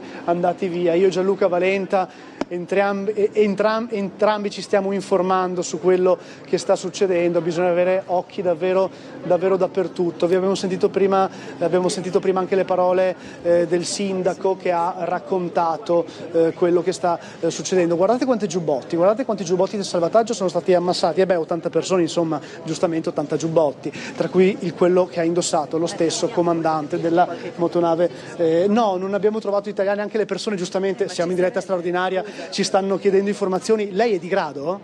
No. Va bene, grazie, arrivederci. Ho provato a intervistare anche una spettatrice, se così possiamo dire. Il sindaco che rilascia ulteriori dichiarazioni, come anche con noi prima, un'altra persona soccorsa e portata via, qualcuno che si sta ancora rifocillando e qui al molo torpediniere di Grado è tutto bloccato, nessuno può arrivare. Abbiamo visto anche che le strade sono state chiuse, la Croce Rossa continua a operare insieme alla Croce Verde Goriziana, vedo, ci sono davvero tutti i reparti qua ad aiutare, a dare una mano. Tanti turisti col caschetto da bicicletta in testa che progettavano una bella gita magari a Trieste per percorrere magari anche le strade del Carso una volta scesi, ma purtroppo l'incidente alla motonave Audace è stata un'emergenza che ha fatto scatenare davvero un maxi soccorso incredibile. Vediamo se riesco a farvi vedere qualcos'altro. Vigili del fuoco, ovviamente, operativi. Andiamo di qua, Gianluca, allontaniamoci un attimo solo per farvi vedere che situazione è qui a Grado, perché qui siamo nei pressi del molo torpediniere, da dove eravamo noi prima, dello sbarco delle motovedette della Guardia Costiera. Arrivavano appunto tutte le persone soccorse dalla motonave Audace, mentre qua, dove c'è l'imbocco del porticciolo, è rimasta la polizia locale, ovviamente a impedire il passaggio di curiose, di non addetti ai lavori. Quindi insomma, vedete, qua la situazione è totalmente tranquilla. Noi adesso torniamo dove eravamo prima, ma meritava un attimo farvi vedere anche un po' il contesto che si vive qui a Grado, con il sindaco che ha avuto davvero, il sindaco Corbatto appena eletto, ha avuto davvero il battesimo del fuoco come prima giornata. Non è male, direi. Adesso torniamo dove eravamo prima, mentre operatrici e operatori della Capitaneria di Porto continuano il loro giro. Provo a sentire anche una persona. Lei è di Grado? Buongiorno. Sì. Com'è questa situazione? Veramente città anche un po' bloccata in questa zona per questi soccorsi? Sì, ma è cosa relativa, dai, una zona a parte questa di Grado. Lei è stato mai sulla motonave, ha già mai fatto questi giri? Mai. Ok, va bene, grazie. È andata bene, dai. È andata bene, grazie, buongiorno. Anche un gradese che ci ha dato la sua impressione. Ha difficoltà a comunicare con i polacchi perché parlano solo polacco e non inglese. Infatti pare che ci siano alcuni problemi di lingua, perché molti di questi soccorsi, di queste persone soccorse, non parlano una parola di inglese, e quindi la Croce Rossa, che ha dei professionisti che parlano un fluentissimo inglese, sicuramente anche meglio del mio, certamente, hanno un po' di difficoltà, pare, a comprendere le lingue straniere, perché non parlano magari polacco o tedesco, perciò è una situazione particolare. La collega e dopo siamo pronti. Signora, buongiorno, come sta? No, guardi, preferisco una bella paura. No, non ho voglia. Un po' traumati siamo. Un po' traumatizzati, va bene. Allora, buona giornata, buona fortuna, arrivederci, scusate.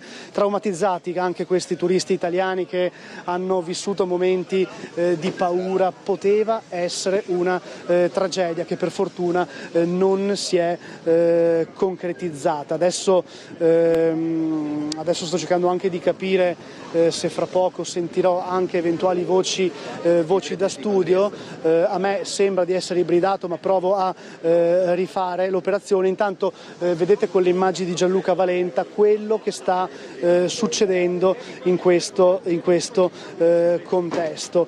Adesso vediamo se riusciamo a collegarci anche con lo studio. Io sono collegato, forse bisogna sbloccare qualcosa, forse un qualche tasto dalla regia, ditemi voi, io mi sono correttamente ibridato. Vedete, questo è il banchetto organizzato dai soccorritori per i dati sensibili. Adesso sento qualcuno dallo studio, confermi Laura che siamo tuttora in onda, giusto? Siamo in diretta in questo momento. Siamo ancora in diretta. Riusciamo a dialogare, sì, abbiamo sentito e seguito insomma tutta questa tua cronaca degli aiuti, i soccorsi sono davvero imponenti, stiamo vedendo in questo momento tutti i mezzi e tutti gli uomini impegnati e si può dire che tutta la città di Grado, no, si è stretta attorno a queste persone che hanno vissuto questa bruttissima avventura, per fortuna a lieto fine, perché poi par di capire anche dalle interviste che hai fatto, al di là dello shock comprensibile e del fastidio della situazione di grande paura, stanno praticamente tutti bene, nessuno, mi confermi, è caduto in acqua, nessuno ha avuto problemi di questo tipo, è così? Esatto Laura, tantissima paura, tantissimo disagio, ma nessun ferito e mi pare anche nessun malore, perché ovviamente, lo ripeto ancora una volta, è una situazione anche psicologicamente difficile, però le persone sono provate, sono stressate Laura, alcuni hanno parlato con noi, altri, come hai evidenziato tu, come hai visto anche tu prima, non ce la facevano proprio, tanti turisti stranieri, tantissimi stranieri, quasi tutti, giusto 3-4 italiani ho visto. Guardate, ci sono anche delle persone che giustamente si affacciano alla finestra, che hanno l'abitazione immediatamente qui perché vogliono capire cosa sia successo. Allora ripetiamolo a beneficio di tutti ancora una volta: questa mattina l'avaria al motore della motonave Audace, i soccorsi arrivati prontamente, 76 persone sulla motonave e 4 dell'equipaggio, 80 in tutto, soccorse prima dell'affondamento della motonave stessa. Operazione di maxi emergenza gestita davvero in maniera benissimo, oserei dire, per quel che ne capisco io, perché non si è ferito nessuno, ma la paura, Laura, era davvero tanta. Abbiamo già sentito il sindaco di Grado, il prefetto, abbiamo sentito anche il capitano di vascello della Capitaneria di Porto, abbiamo anche avuto la fortuna, se così possiamo dire, mi passerete il termine, di sentire lo stesso comandante, che ahimè non so come si chiama, lo stesso comandante della motonave Audace, che ha rilasciato le prime dichiarazioni. E come vedete tanti giubbotti, 80 adesso meno perché li stanno raccogliendo, i giubbotti di salvataggio che sono stati usati per farli indossare alle persone prima di essere trasportate, credo con almeno 5-4 motovedette della Capitaneria di Porto. Sul posto anche i carabinieri a sovrintendere l'operazione, gli protezione civile, gli uomini e le donne della polizia locale, Croce Rossa, Croce Verde Goriziana, c'è davvero di tutto qua Laura, perché è una situazione che richiede la massima collaborazione tra tutti gli enti e tra tutte le forze di polizia coinvolte, quindi possiamo dire che tutto è andato per il meglio, ma è una situazione che bisogna anche capire il come, quando e il perché in tutta questa conseguenza. Sindaco, io torno un'altra volta da lei, noi continuiamo a essere in diretta straordinaria, le operazioni di soccorso si sono concluse, tutti salvi, tutti stanno bene, operazione perfettamente riuscita, buone notizie insomma. Sì, grazie, tiriamo un sospiro di sollievo, possiamo dire che... Andiamo un attimo alla luce, sì, prego. Ecco, prego. Sì, possiamo dire che le operazioni si sono concluse positivamente, per fortuna, è stata la chiara dimostrazione che le cose hanno funzionato grazie al contributo di tutti quanti che si sono spesi. Non faccio nomi particolari perché rischierei di dimenticare qualcuno, ma da parte mia e da parte della città di Grado ho sentito ringraziamento a tutte le forze che si sono adoperate per questo risultato. Come sindaco anche lei si sentirà con chi di dovere per capire anche situazioni, anche per il futuro immagino, no? Assolutamente, adesso il passo successivo sarà capire le cause, cosa è successo e anche come poter evitare che cose del genere possano riaccadere, insomma, assolutamente. Ancora grazie Sindaco. Niente, grazie a lei. Grazie ancora al Sindaco Corbato, Sindaco di grado, Sindaco appena eletto, che ha dovuto subito rimborcarsi le maniche. È stato proclamato proprio ieri, darsi Gianluca. da fare per questa situazione. Esatto Laura, e infatti noi abbiamo seguito dall'elezione all'emergenza, è stato un attimo, siamo davvero passati veramente all'azione in brevissimo tempo. Vedete, questo è il capitano Di Vascello che abbiamo intervistato prima, qui ci sono delle persone che sono state soccorse, le abbiamo già intervistate, abbiamo dovuto parlare molto in inglese, qualche parola, molti erano scossi, abbiamo visto tante lacrime, tanti sorrisi per stemperare gli animi, ma abbiamo visto anche dei bambini, Laura, dei bambini sicuramente sotto i 5-4 anni che venivano portati in braccio o dal genitore o dallo stesso soccorritore che li ha portati velocissimo alla tenda che abbiamo visto prima per dargli subito una bevanda calda e per farli stare meglio, quindi coinvolti anche dei minorenni molto piccoli. È una situazione davvero incredibile, speriamo che non si ripeta ovviamente, speriamo che si giunga a una conclusione costruttiva di tutto quello che è successo in questa emergenza. Ecco, fra poco Laura, ci collegheremo anche con l'armatore Gianfilippo Vidali, ci collegheremo fra poco con lui per capire appunto se dirci qualcosa di più sull'avaria che ha interessato questa imbarcazione, per capire anche lo stato insomma dell'arte. Abbiamo visto fra l'altro nel frattempo anche tutte le immagini dei soccorsi che ci sono state inviate da più strutture, dai Vigili del Fuoco e anche dalla Capitaneria di Porto. Sono immagini davvero impressionanti di un'operazione davvero imponente, di una maxi emergenza, perché le persone in pericolo erano davvero tante, un'ottantina di persone appunto tra passeggeri e equipaggio dell'imbarcazione Audace a causa insomma di questa avaria. Laura, imbarcava acqua. Dimmi Gianluca. Laura, guarda, provo ad avvicinare un'altra volta il signor prefetto Ricciardi, di nuovo buongiorno, siamo sempre in straordinaria con Tele4, con le reti Media Nord-Est, abbiamo chiesto anche prima al sindaco, missione compiuta, tutte le persone sono state portate in salvo, confermiamo che non ci sono feriti? Assolutamente, sono state trasportate 6 persone solo in ospedale, ma mi diceva il responsabile del sistema sanitario per ipotermia o comunque problemi non particolarmente rilevanti, per il resto tutti sono rientrati nelle proprie case, nei propri alloggi, nei propri alberghi. L'abbiamo detto anche prima, ma lo vogliamo sottolineare, tempestivi, soccorsi, una maxi emergenza gestita però benissimo per fortuna. Assolutamente sì, è andata molto bene, la direzione marittima di Trieste, la Capitaneria di Porto di Monfalcone, la sezione di grado della Capitaneria di Porto hanno lavorato molto bene, hanno coordinato l'attività di tutti, la Guardia di Finanza, le forze di polizia, Vigili del Fuoco, il mondo del soccorso sanitario, ma bello anche notare che dei privati cittadini hanno deciso di dare una mano, c'è stato un ristoratore che è venuto a offrire un piatto caldo, tutti hanno fatto la propria parte per risolvere questo problema. È così che si affrontano le emergenze e si risolvono i problemi insieme. L'ultima domanda, è presto per i bilanci, prefetto, ma mi rendo conto che bisognerà capire come, quando, perché era evitabile, insomma si lascerà poi a chi di dovere anche questa analisi, immagino, giusto? Sicuramente sì, saranno gli organi inquirenti a capire cosa è successo, perché è successo e se ci sono eventualmente le responsabilità. Grazie Ricciardi, grazie prefetto, grazie, buon lavoro. Grazie al prefetto Ricciardi che ci ha dato anche un dato importante, 6 persone sono state portate in ospedale per una questione precauzionale, quindi quando abbiamo visto partire quell'ambulanza, Laura, poco prima che parlassimo io e te, credo che fossero proprio quelle persone che venivano un attimo ricoverate all'ospedale più vicino proprio per garantire al massimo la loro sicurezza. Vuoi che ti lascio la linea? Hai bisogno? Forse Vidali si può già collegare, io adesso vi farò vedere con le immagini la fase finale forse di questa operazione, anzi Laura ci avviciniamo alla tenda, ti lascio se vuoi commentare un attimo.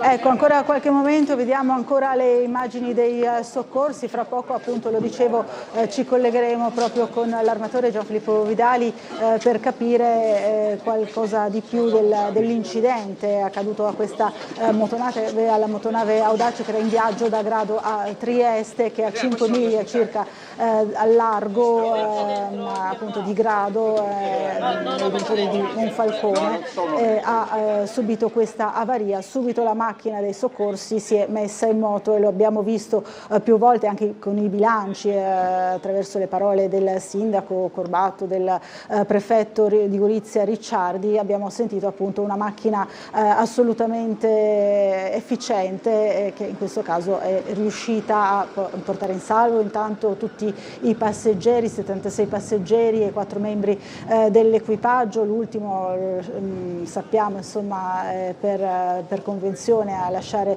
l'imbarcazione è stato proprio il comandante, e hanno gestito assolutamente in modo impeccabile questa operazione di maxi operazione di emergenza e di salvataggio. Where are you come from? I come from Germany. From Germany. It was a difficult situation. Have you got a little bit scary, I suppose? No, not really. Not really at this moment. Okay. It was pretty quick. They get all panic, running to the back, jumped into the rescue boats, and then we were shivering around the ocean. All very quickly? Pretty quickly, yeah. And they were coming out of ships and picked us up and then back to here. But the organization here is chaotic. No one knows what to do. What about the authorities? What about accommodation? What about our bicycles, which are still on the ship? And so on and so on. Okay, thank you. Okay. Thank you. Now we are fine. So. Okay, yeah, everything is fine. Thanks. Thank you so much. Allora, un turista tedesco che sostanzialmente ha detto che la situazione è stata gestita molto velocemente, per fortuna nessuno si è fatto male, non tantissima paura per lui da parte sua, perché ha visto i soccorsi agire tempestivamente, ma non si capiva cosa stava succedendo, quindi insomma una situazione ovviamente un po' di panico all'interno della motonave, però insomma c'è chi ha vissuto questa esperienza in maniera molto razionale, stando con i piedi ben piantati per terra, guardando come i soccorsi ovviamente agivano. C'è chi ha avuto molta paura, ma è normalissimo. Abbiamo visto lacrime agli occhi di alcune persone, perché il disagio e lo stress di vivere una situazione così importante, Laura, sono reazioni ovvie, perciò anche questo turista tedesco, l'ennesimo che abbiamo intervistato, ci ha raccontato quello che sta succedendo. Qui hanno sbaraccato tutto. Laura, ti faccio vedere, adesso possiamo farvi vedere bene? No, aspetta, c'è un signore che si sta vestendo, facciamo vedere solamente il punto di ricovero. Qua vedete, guanti, ovviamente gel per le mani per lavare, pistola per misurare la temperatura, abbiamo visto prima che venivano misurata anche la pressione alle persone, disinfettanti, le classiche mantelline, che non conosco il termine tecnico, che vengono usate per riscaldare le persone appena vengono ricoverate, quindi tutto è successo molto rapidamente, con tempestività e con precisione, perciò possiamo dire che il lavoro è stato svolto al meglio. Guardate quanti professionisti del settore si sono avvicendati qui uno dopo l'altro per dare il massimo supporto anche alle forze dell'ordine. Qui c'è la macchina dei carabinieri, un'altra là, insomma sono tanti professionisti che sono rimasti coinvolti. Non so che altro farvi vedere, se non anche quest'altra ambulanza, che io credo che sia, non so se a questo punto partirà, ma non credo, perché le persone che vediamo qui è pieno d'acqua naturalmente, per dare subito un ristoro alle persone che sono rimaste in mare. Hanno davvero pensato a tutto, Laura. Bisogna sottolinearlo questo, perché a volte noi giornalisti parliamo tanto delle cose brutte, perché ovviamente va raccontato tutto, ma bisogna anche sottolineare quanto lavoro è stato fatto perché nessuno rimanesse coinvolto dal punto di vista dei feriti, ovviamente. Quindi possiamo dire che è stata una missione nella tragedia, nell'incidente la tragedia non c'è stata, perciò possiamo dire tutto bene. Adesso viene smantellata anche la tenda, siamo con le immagini di Gianluca Valenta, che insieme a me sta documentando tutto quello che sta succedendo. Non so neanche più da che ora, a questo punto mi è avvenuto anche per noi tutto molto velocemente. Questo era il banco dove venivano presi ovviamente i dati personali delle persone coinvolte nell'incidente, e i 4 membri dell'equipaggio sono tra coloro che sono stati soccorsi. Il dato preciso è 80 persone soccorse, 76 dell'equipaggio, 76 persone ospiti della motonave come turisti e 4 dell'equipaggio. I 76 passeggeri stanno tutti bene, anche quelli che sono andati in ambulanza. Bisogna precisare, Gianluca, che il servizio è in appalto all'APT di Gorizia, no? È un servizio proprio in appalto con l'agenzia, l'azienda dei trasporti di Gorizia, APT si chiama, e quindi questo servizio viene attuato tra Grado e Trieste, ma è in capo alla APT di Gorizia per quanto riguarda il trasporto pubblico locale. Questo era bene precisarlo assolutamente. Certo. Stiamo sempre cercando di collegarci con l'armatore che pochi minuti fa ci aveva chiesto ancora qualche minuto per informarsi lui stesso proprio delle condizioni attuali dell'imbarcazione e se c'erano appunto alcune novità per quanto riguarda le cause, no, dell'incidente, magari sentendo proprio direttamente i membri dell'equipaggio. So che si sta dirigendo in questo momento proprio verso Grado, quindi non escludo che sia lì a breve, lì dove ti trovi tu in questo momento, l'armatore stesso. Comunque se non dovesse arrivare dalle vostre parti cercheremo ancora magari di sentirlo proprio attraverso il telefono. Sappiamo appunto che si stava proprio informando riguardo le cause possibili e anche lo stato, no, dell'imbarcazione attuale. Abbiamo visto imbarcare acqua dalla parte della prua, se non mi sbaglio, correggimi appunto. Esattamente, Laura. Infatti dalla parte della prua l'abbiamo vista appunto, sembrava andasse a picco una decina di minuti fa, ci aveva parlato al telefono, l'armatore stesso ci aveva detto che era ancora galleggiante, quindi la situazione era ancora abbastanza sotto controllo, però immaginiamo che le operazioni da quel punto di vista stiano proseguendo, no? Al largo appunto del Golfo di Grado e della laguna di Grado appunto, quindi siamo in attesa proprio di capire se ci sono delle novità su questo fronte. Assolutamente sì, noi ovviamente, Laura, non riusciamo a farvi vedere nulla di quello insomma, della motonave, perché siamo troppo distanti, però insomma sicuramente il soccorso è stato portato all'imbarcazione stessa, quindi si sta lavorando anche su quel fronte, anche perché è ovvio che l'imbarcazione va totalmente recuperata. Adesso stanno andando via i primi soccorsi che sono arrivati. Adesso vediamo se appunto arriverà lo stesso armatore qui o se in qualche modo voi appunto, come dicevi tu, telefonicamente riuscirai a intercettarlo.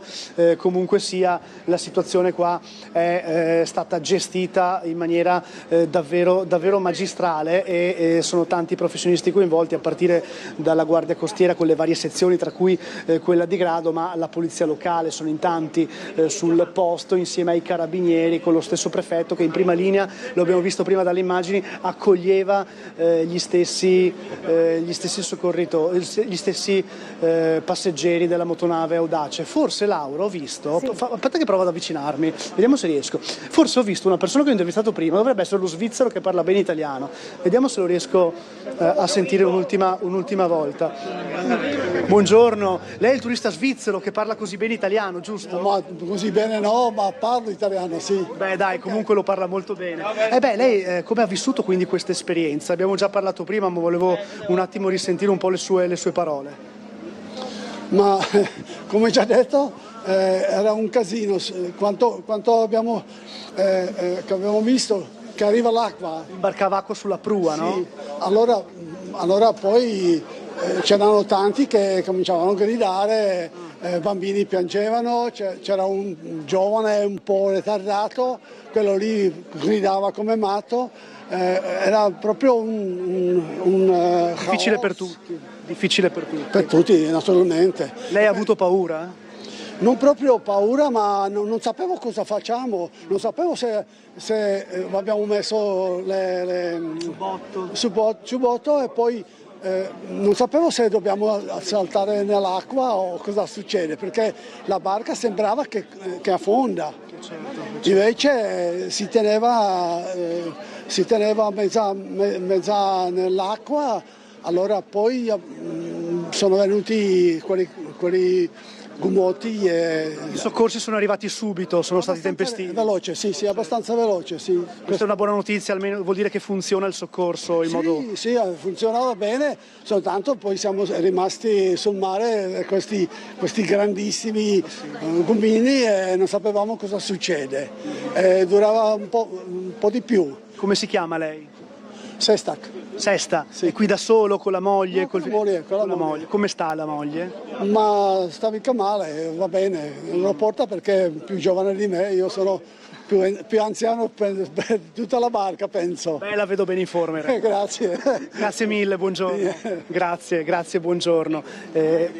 Arrivederci, grazie capitano e buon lavoro. Buon lavoro a voi, arrivederci, grazie al capitano Di Vascello che ci ha aiutato molto anche a capire la situazione prima e quindi insomma possiamo dire che è un lavoro di sinergia totale con tutti che hanno collaborato tra di loro. In prima linea il prefetto Ricciardi, era veramente iconico vederlo a soccorrere le persone, a mettergli il giubbotto attorno alle spalle, a portargli la bottiglietta d'acqua.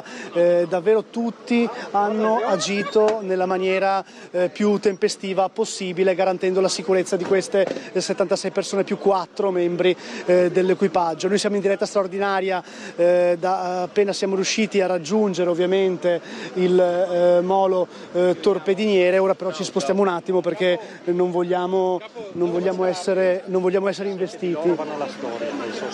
Grazie, un altro operatore della Guardia Costiera mi ha appena detto che 7 di loro vanno all'hotel Astoria a essere ospitati e devo dire che qui c'è massima collaborazione anche con la stampa. Dobbiamo davvero ringraziare tutti per averci aiutato a lavorare meglio, perché sono tutti stati molto gentili pur nell'emergenza. Questo lo voglio sottolineare perché non sempre è così. Invece abbiamo lavorato in sinergia anche noi praticamente con i soccorsi. Tele4 come rete media nord-est documenta incessantemente quello che sta avvenendo e vi abbiamo mostrato minuto per minuto, secondo per secondo tutte le reazioni anche delle persone che hanno vissuto un momento straordinario negativamente parlando, ma per fortuna nessuno è rimasto ferito. La motonave Audace scopriremo, immagino fra poco, quale sarà il suo stato di forma, mentre qua anche la polizia locale dovrebbe anche scortare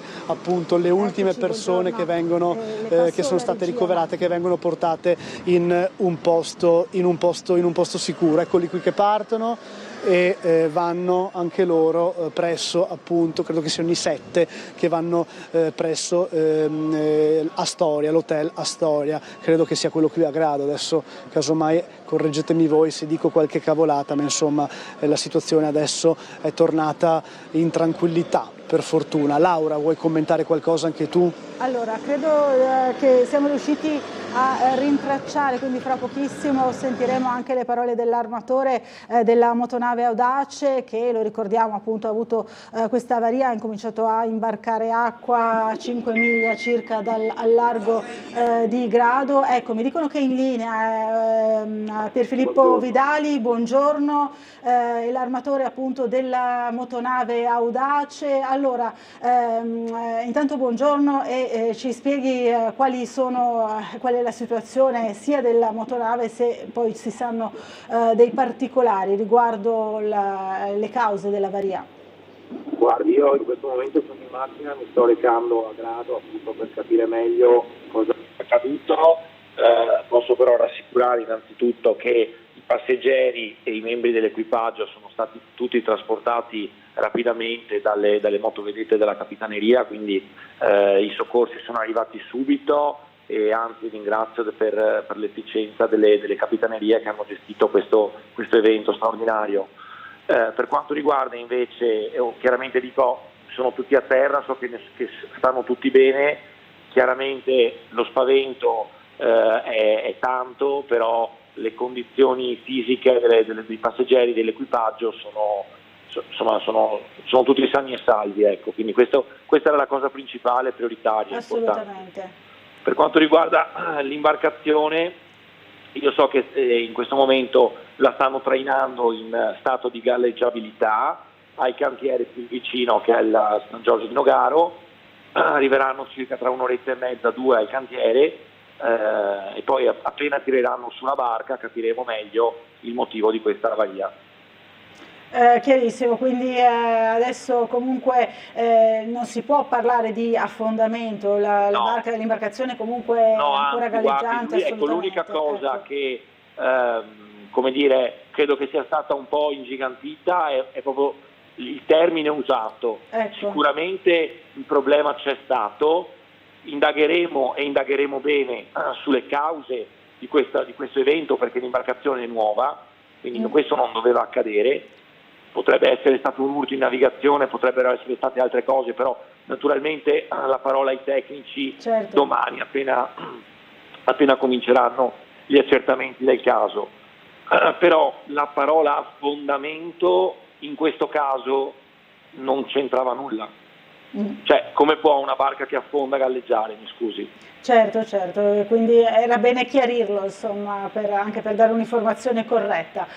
Quindi non si parla di affondamento, adesso la stanno trascinando, appunto. La stanno trainando con un rimorchiatore presso il cantiere nautico più vicino. Più vicino, sempre immaginiamo a Grado? No, a San Giorgio di Nogaro. San Giorgio di Nogaro, ecco, quindi il più vicino si tratta appunto di Porto Nogaro, di San Giorgio di Nogaro, quindi poi saranno i tecnici, la parola passerà ai tecnici proprio per capire da cosa è stata causata, insomma, questa problematica, questa avaria che ha messo un po' in allarme. So che all'inizio, insomma, la cosa più importante, l'ha detto anche lei, era proprio la salvezza di tutti i passeggeri, di tutto l'equipaggio. La macchina dei soccorsi ha funzionato benissimo, lo stiamo dicendo, no? Sì, molto. Ecco, molto. Quindi è stata assolutamente efficiente, quindi anzi ringrazio tutti e mi dispiace per questa cosa. Poi naturalmente domani capiremo le motivazioni, le cause, però sono molto dispiaciuto di questa cosa, molto. Assolutamente, lo immaginiamo. Allora, se ci saranno degli aggiornamenti ce lo faccia sapere, naturalmente seguiremo anche noi in diretta ancora appunto l'evolversi della situazione. Intanto la ringraziamo e le auguriamo un buon raggiungimento di Grado, laddove si sta recando in questo momento, appunto, per vedere una situazione che al momento, lo stiamo testimoniando con la nostra diretta, è comunque tutta sotto controllo, fortunatamente, insomma, si sta evolvendo per il meglio. Grazie a Pierfilippo Vidali, armatore della Vidali Group, per essere stato con noi al telefono in questa diretta straordinaria. Grazie. Va bene, grazie, saluto. Grazie, allora noi appunto abbiamo sentito le parole dell'armatore e ora saranno i tecnici proprio a verificare le cause di questa anomalia, di questa avaria che ha interessato l'imbarcazione Audace al largo di Grado, mentre proprio si recava a Trieste. Lo ricordiamo, fa parte del servizio della PT di Gorizia, della provincia di Gorizia o ex provincia di Gorizia, e l'azienda dei trasporti provinciale dell'Isontino. Non so se siamo ancora in collegamento con il nostro Gianluca Paladin per capire se le operazioni ormai credo si siano concluse, e intanto stiamo vedendo ancora le immagini del salvataggio in mare con tutte le zattere che hanno trasportato i vari passeggeri e i membri dell'equipaggio a bordo delle motovedette della Guardia Costiera, il tutto coordinato proprio dalla Capitaneria di Porto di Trieste. Allora Gianluca, sei ancora in linea con noi? Stai pure intorno a loro. Sì Laura, siamo ancora qui, c'è una sorta di punto della situazione che viene fatto tra le forze dell'ordine e la Capitaneria di Porto e anche il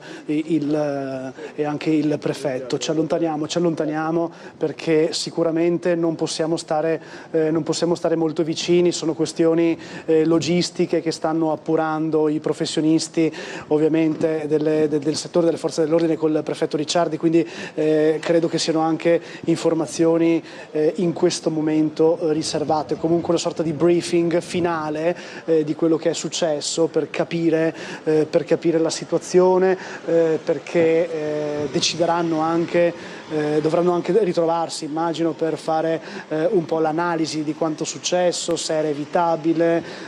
Ripetiamolo, nessuno è rimasto ferito e i soccorsi sono arrivati puntuali, quindi questo è assolutamente un punto fermo. Hanno agito tutti in sinergia, perciò direi che missione compiuta dal punto di vista dei soccorsi. E adesso ovviamente si fa un punto della situazione finale, dove però noi a questo non possiamo assistere troppo da vicino, perciò dobbiamo chiaramente rispettare anche questa prescrizione. Siamo in diretta straordinaria con Tele4 per documentare tutte le conseguenze dell'incidente che c'è stato questa mattina. Non so più nemmeno che ore sono. Beh sì, ecco, adesso capisco che siamo in diretta da circa quasi un paio d'ore. Beh, ci è voluto tempo in effetti, Laura, per gestire tutto, perché siamo in diretta sono su Tele4 e anche su TV12, sono arrivate le prime. Esatto, anche su TV12 siamo venuti qui subito per capire quello che stava succedendo. Abbiamo visto tutte le persone che venivano piano piano ricoverate dentro quella tenda bianca per poi essere rifocillate. 76 persone più 4 dell'equipaggio della motonave Audace, quindi 80 persone in tutto. Abbiamo sentito le loro parole, le parole di chi ha avuto paura, le parole di chi invece ha vissuto questa situazione cercando anche un po' di sdrammatizzare. Abbiamo visto lacrime, qualche sorriso appunto per sdrammatizzare, ma abbiamo visto anche persone molto scosse per l'accaduto. Abbiamo visto anche dei bambini piccoli che sono stati soccorsi e, insomma, una situazione veramente delicatissima per tutti, ma tutto è andato per il meglio. I soccorsi sono stati davvero tempestivi.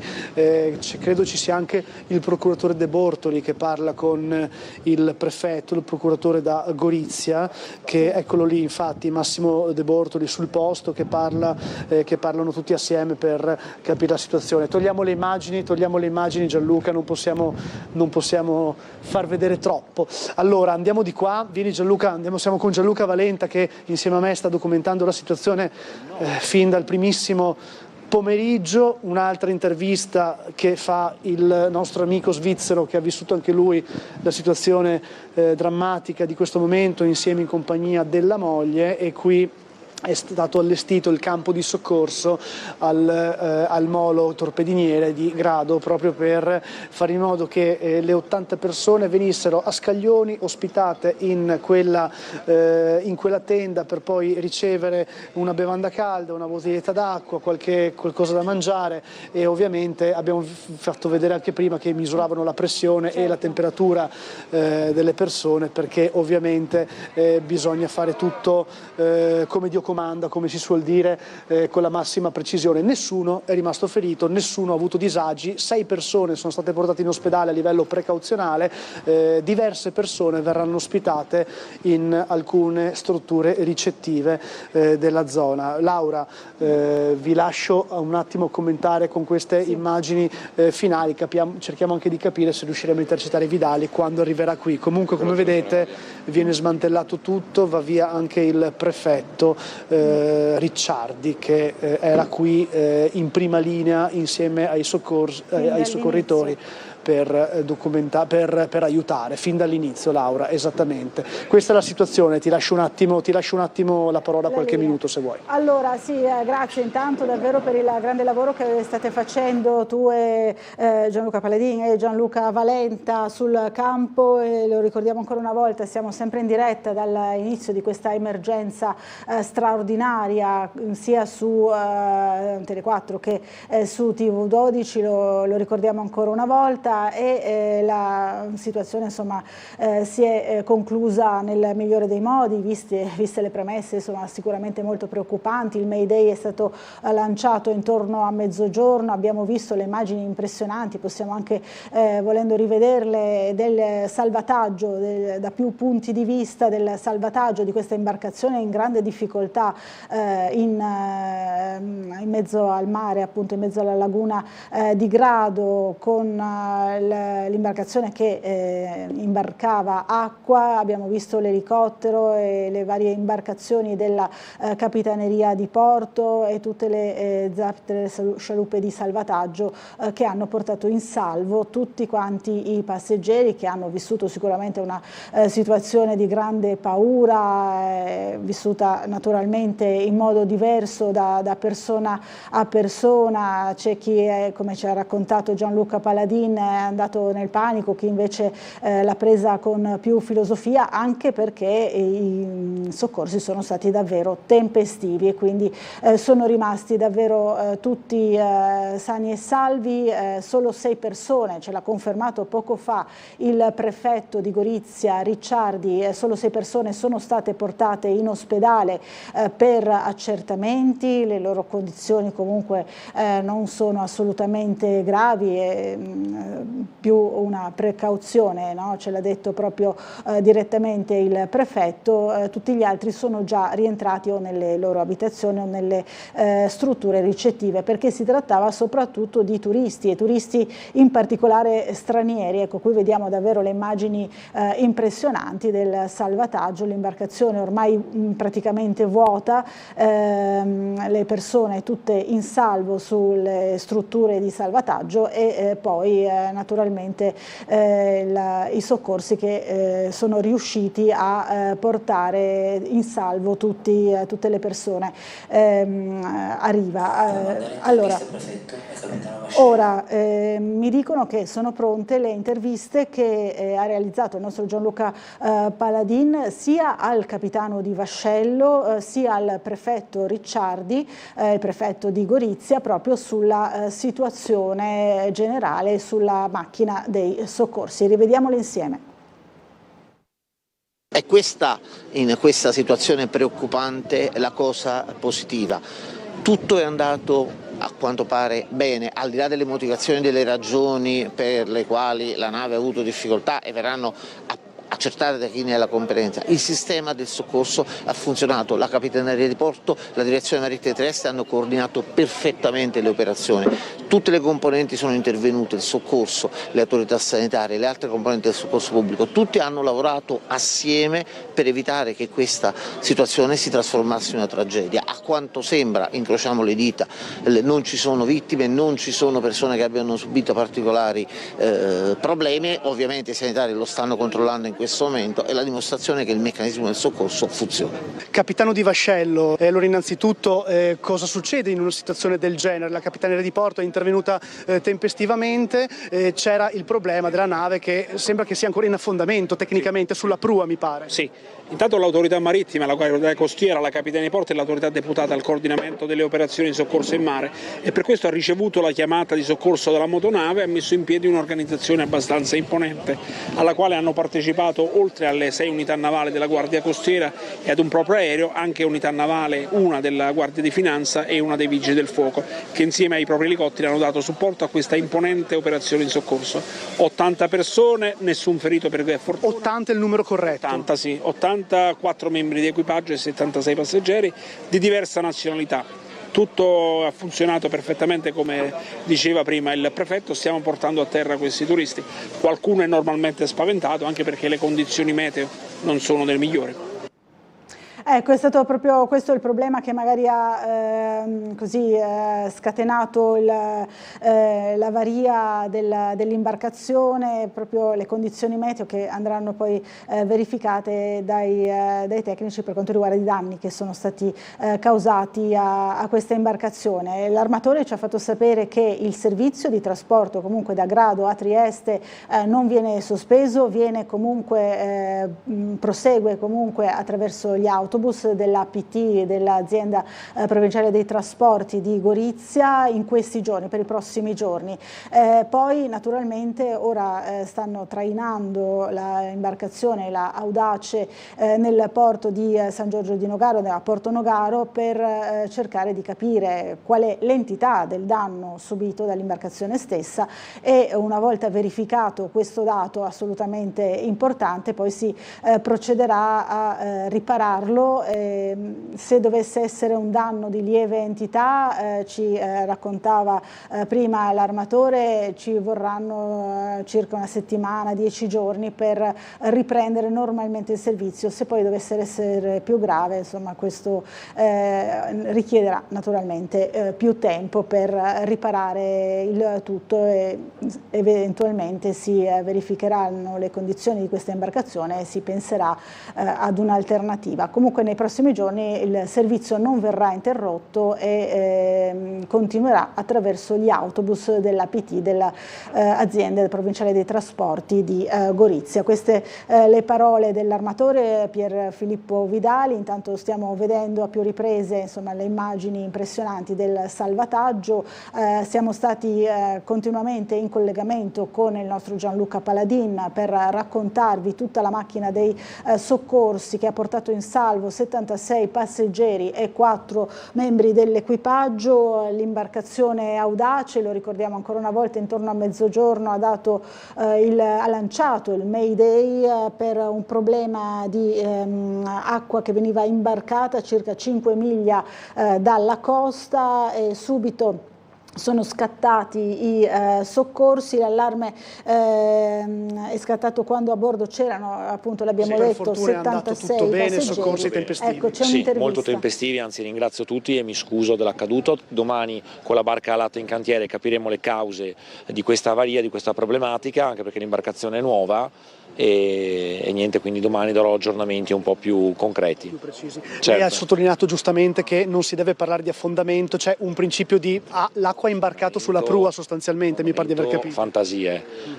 C'è stato un problema, l'equipaggio si è mosso bene, i soccorsi sono arrivati subito, la cosa prioritaria era riportare tutti a terra, però l'imbarcazione adesso in questo momento sta venendo trasportata da un rimorchiatore al cantiere più vicino, qui a San Giorgio di Nogaro. Domani mattina la tireranno su con la gru, o questa sera mi auguro, e poi domani capiremo se c'è una falla, se c'è stato un urto in navigazione, quali sono state le cause della problematica. Non si può parlare di affondamento perché l'imbarcazione in questo momento è a galla da sola e sta venendo trainata da un'altra imbarcazione, quindi il comandante un po' scosso, lo abbiamo visto ricoverato nella tenda anche lui, però sembra che stia bene, forse ha avuto uno shock iniziale. Chiaramente lo shock è giusto, cioè è giusto, è una cosa che insomma comprensibile. Il servizio continua comunque. Il servizio adesso nei prossimi giorni, giusto il tempo di riorganizzarci, verrà effettuato via gomma con i bus, anche perché comunque il tempo non è di certo dei migliori, e poi se il ripristino dell'imbarcazione non sarà così rapido, troveremo una soluzione con un'altra imbarcazione. Tutto da valutare nelle prossime ore, nei prossimi giorni. Sì, va bene. Grazie Vidali, grazie mille, grazie, buon lavoro, grazie. Ecco, abbiamo sentito Laura le parole dell'armatore Pier Filippo Vidali che ha raccontato esattamente un po' in presa diretta quello che anche lui vuole capire, vuole vagliare nelle prossime ore, quindi dov'era la falla, c'era una falla, non lo sappiamo, come l'acqua è stata imbarcata, insomma tutte valutazioni che insieme ai tecnici verranno chiaramente appurate nelle prossime ore sicuramente, forse nei prossimi giorni, ma insomma al lavoro le persone sono già per capire cosa è successo. Per fortuna, come sottolineato, tutti stanno bene, nessuno si è fatto male, uno shock anche per il capitano, per il comandante, scusate, sì, della motonave che giustamente anche lui è stato ricoverato, Tessari. Speriamo che stia bene, ma insomma ecco, Bruno Tessari, ecco, grazie Laura anche per questo dato. Era lui che guidava il mezzo ed era lui che in presa diretta ha vissuto attimi di panico, forse, non lo so, perché insomma avere anche la responsabilità di tutta quella gente è chiaro che non è facile gestire una situazione evidentemente del genere. Una delle persone poi chi di dovere farà... Certo. Una delle 6 persone che sono state portate. Chi di dovere farà tutte le valutazioni del caso, Laura, poi ovviamente giudizi in questo momento non spettano a nessuno, ma sicuramente verranno fatte tante valutazioni. Abbiamo visto anche il procuratore sul posto, adesso vediamo se ci dicono di levare ancora la telecamera, ma prima erano in una sorta di briefing finale, per cui ci rendiamo perfettamente conto che non è possibile. Ecco, De Bortoli adesso fa cenno che non vuole rilasciare dichiarazioni, forse presumibilmente può può essere incauto forse farlo, ma insomma in questo è una momento, situazione in divenire. Abbiamo sentito anche, esatto, prima abbiamo sentito anche il mozzo, così si è presentato il ragazzo che dietro sta parlando con Vidali, che abbiamo intervistato prima, possiamo farlo rivedere, anche lui vittima dell'incidente, anche lui a gestire la situazione insieme ai soccorsi, quindi davvero tante le persone coinvolte in questa maxi operazione che ha visto in prima linea dalle forze dell'ordine a tutti i reparti di soccorso 118 e a tutte le persone come i sommozzatori, i vigili del fuoco pronti a intervenire qualora ci fossero state problematiche anche dal punto di vista dell'approdo e del trasporto. Qui Laura, adesso è tornato il sole, ma prima sembrava che il maltempo potesse abbattersi in qualsiasi momento, in qualsiasi istante, quindi è chiaro che la navigazione non è facile, le acque non sono tranquillissime in mare aperto in questo momento, c'è molto vento che soffia, perciò è chiaro che bisogna chiaramente anche valutare queste cose nel momento in cui si va a intervenire, cioè il trasporto marittimo anch'esso stesso deve essere fatto in totale sicurezza, quindi capiamo benissimo che il disagio era non solo per le persone soccorse ma anche per gli addetti ai lavori che stavano lavorando. Ancora alcune donne e uomini della Guardia Costiera sono ancora qua e sono qua anche ancora gli inquirenti insieme al sindaco Corbatto che ha vissuto, Laura, il battesimo del fuoco davvero in questa giornata che lo vede sindaco per la prima volta qua a Grado e insomma una situazione non di facile gestione, però è andato tutto bene. Ricciardi prima, il prefetto di Gorizia, ci ha dato un dato importante, cioè che 6 persone soltanto sono state ospedalizzate, ma per ragioni di cure mediche dovute, di sicurezza, insomma, forse anche lo shock subito ha contribuito ad avere qualche alzamento di pressione o abbassamento a seconda di come reagisce il corpo di ogni persona, un dramma, un disagio psicologico, abbiamo visto lacrime anche da parte di alcune persone che davvero credo che abbiano avuto molta paura e ripetiamo, c'è anche chi ha vissuto la fase di attracco con qualche sorriso e racconterà questa avventura ai figli e ai nipoti sicuramente un'avventura in negativo che se la ricorderanno per molto tempo, Laura. Adesso anche altri giornalisti, i nostri colleghi sono qua. Noi siamo arrivati tempestivi subito sul posto per dare la massima visibilità su Tele 4, sulle reti Media Nord-Est, su TV12 a quello che sta succedendo. Siamo stati in prima linea insieme agli addetti ai lavori che hanno perfino collaborato con noi, Laura, vorrei sottolinearlo un'altra volta questo, perché hanno lavorato e noi eravamo in mezzo, ci siamo dati una mano a vicenda, addirittura avevo qualcuno della Capitaneria di Porto che mentre parlavo con te mi suggeriva all'orecchio le ultime novità dal punto di vista logistico, della gestione dell'emergenza, quante persone coinvolte, lo stesso operatore Gianluca Valente dietro la telecamera controllava con gli occhi un po' come si muoveva la situazione e insomma siamo riusciti assieme a fare un lavoro, spero, il più completo possibile. Adesso credo che sia tutto finito, Laura, a questo punto. Vediamo, insomma, ormai davvero la macchina è stata smantellata, non c'è quasi più nulla, insomma è rimasto il lavoro dei giornalisti e poco altro davvero. Abbiamo sentito anche appunto le parole dell'armatore Pier Filippo Vidali che ha assicurato che comunque il servizio continuerà, poi si valuterà nei prossimi giorni appunto se farlo riprendere al più presto, se ciò sarà possibile naturalmente con la stessa imbarcazione, se dovrà essere in qualche modo sostituita. Per il momento comunque ci saranno gli autobus della PT a fare il servizio tra Grado e Trieste, il collegamento. Allora ci sono anche, credo ci sia pronta ancora ci sia pronto un contributo che hai realizzato tu nel corso di questa lunga diretta, lo ricordiamo ancora una volta, sempre in diretta con Tele 4 e con TV12 in contemporanea, l'intervista al sindaco, no? Al sindaco di Grado, neosindaco, l'abbiamo sentito appunto più volte nel corso di questa diretta, è un vero e proprio battesimo del fuoco per lui con questa maxi operazione di emergenza che fortunatamente è andata davvero a buon fine ed è stata portata avanti con grande efficienza ed efficacia. Allora risentiamo quello che ha detto al microfono di Gianluca Paladini il sindaco. appena eletto, oggi il suo primo giorno, direi il battesimo del fuoco. Sì, certamente. Io spero che questo sia il primo giorno e anche l'ultimo per affrontare simili emergenze, perché veramente oggi comunque c'è stata anche, da un certo punto di vista sono contento perché è stata la dimostrazione di come la catena di soccorso funzioni, perché sono stati allertati tutti e tutti hanno dato il proprio contributo e siamo riusciti anche a portarli a casa tutti quanti, e il merito è effettivamente della Guardia Costiera, tutte le forze dell'ordine che si sono dimostrate disponibilissime, la protezione civile, la Sogit, ambulanze, la destra, cioè, tutti impegnati per l'emergenza. Assolutamente. Poi si lascerà il bilancio nei prossimi giorni di come, quando, perché. Sì, anche perché bisogna capire cosa è successo per evitare di avere di nuovo questo tipo di problemi, insomma, perché la navigazione deve essere sicura. Vengono qua per godere del territorio, per godere delle nostre bellezze, e quindi dobbiamo dare servizi che siano idonei e confacenti a questo. Allora, queste appunto le parole del sindaco Corbatto. Allora andiamo ancora avanti e vediamo ancora le immagini del salvataggio in mare. Queste sono le immagini dei vigili del fuoco dall'elicottero, e queste invece dall'imbarcazione, da una delle tante imbarcazioni del soccorso.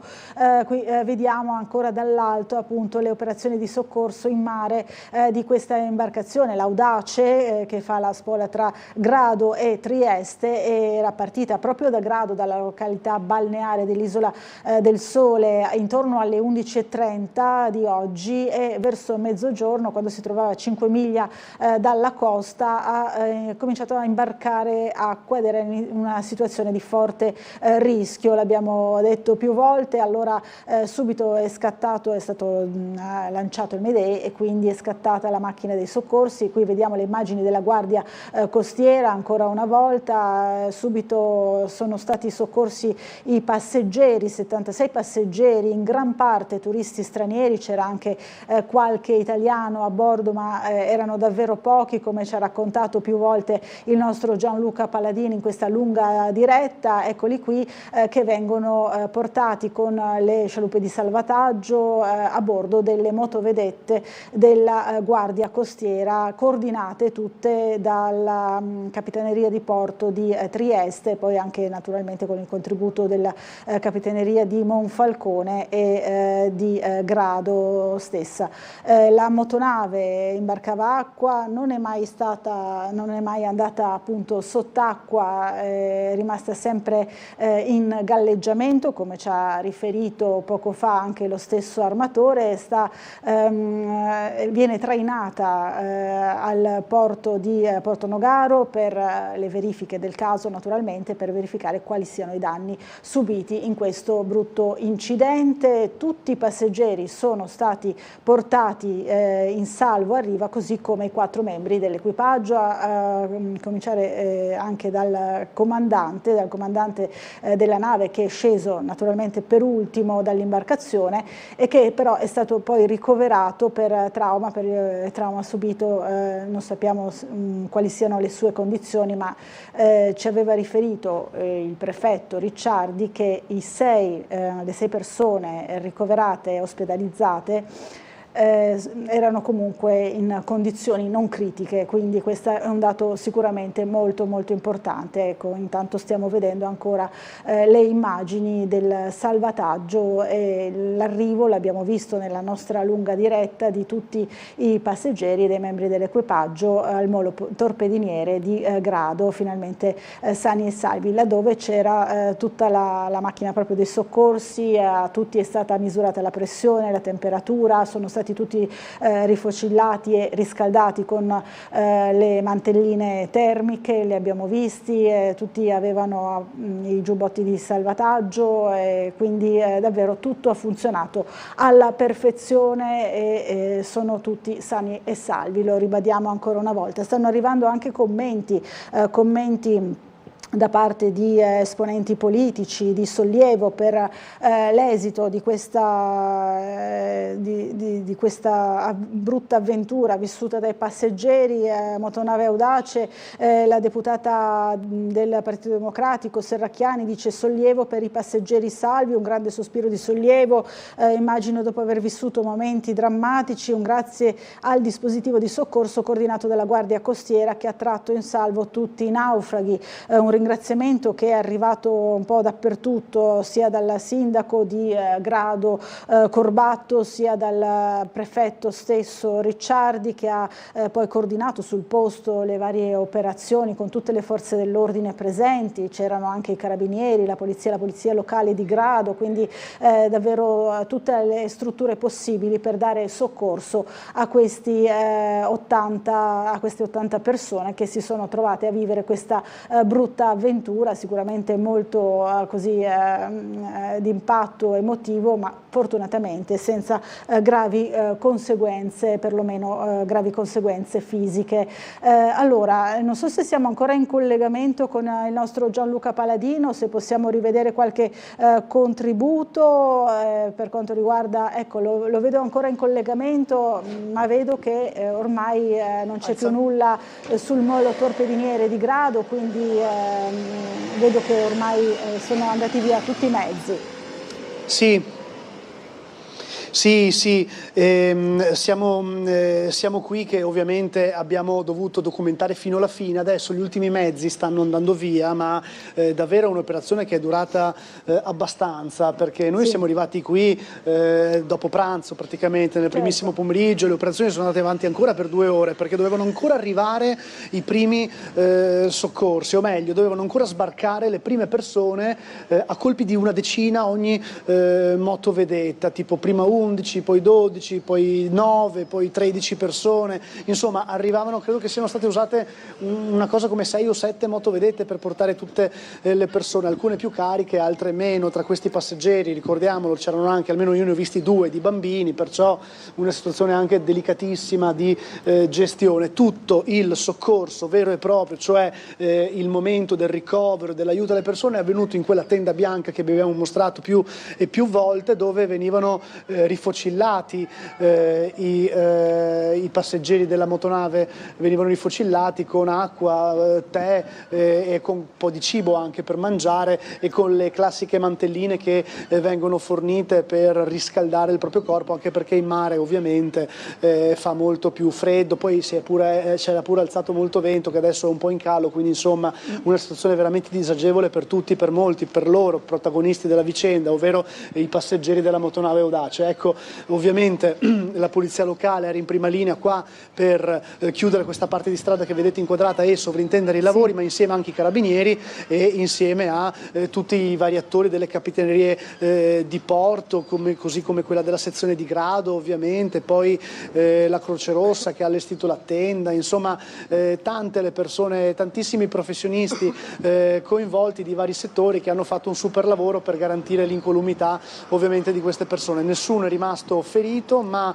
registriamo 6 persone portate in ospedale in via precauzionale per delle cure, tra cui penso che nel bilancio rientri anche il comandante della motonave, che ha avuto qualche problemino, tanto era lo shock iniziale per quello che è successo. Credo di aver appena salutato Vidali, che è andato via, l'armatore della motonave Audace, che insieme a chi di dovere farà il punto della situazione per capire anche il perché di questo incidente. Ha voluto precisare più volte che non si deve parlare di affondamento, che è un allarme forse troppo grande, visto che sì, si è imbarcata acqua, ma insomma è stato scongiurato il pericolo che andasse sotto al mare. Qui ovviamente i turisti erano tanti, erano soprattutto austriaci, erano tedeschi, abbiamo incontrato tanti olandesi, abbiamo incontrato qualche italiano, veramente pochi, una coppia di italiani, abbiamo incontrato quell'uomo dalla Svizzera che con la moto moglie ci ha raccontato di questa esperienza, uno dei turisti che parlava molto bene italiano. Abbiamo visto che però il 118 ha anche riscontrato difficoltà di comunicazione perché c'era chi non parlava proprio inglese tra i tedeschi, olandesi e austriaci, quindi insomma anche difficoltà logistiche nel chiedere esattamente come, quando, cosa, perché poi le persone sono state invitate a compilare questo foglio e riuscire a definire un attimo un po' anche tutti i loro dati sensibili per ovviamente le cure del caso. Alcune persone sono state portate all'Hotel Astoria qui di Grado, mi pare 7, altre persone invece verranno ospitate in altre strutture ricettive. Chi era già organizzato perché in ferie, in vacanza qua a Grado aveva già la propria camera d'albergo, e magari c'è anche chi invece ce l'aveva a Trieste, quindi forse è stato trasportato là. Questa è la situazione sostanzialmente che abbiamo documentato su Tele4, TV12, abbiamo raccontato davvero quello che stava succedendo fino all'ultimo istante disponibile. Se volete possiamo forse sentire anche altri contributi raccolti nell'arco della giornata. Io vedo qui che giustamente mi hanno fatto notare che c'è un operatore dei soccorsi che è salito su un appartamento, credo per una questione di corrente, forse per attaccarsi alla corrente del condominio per il tendone.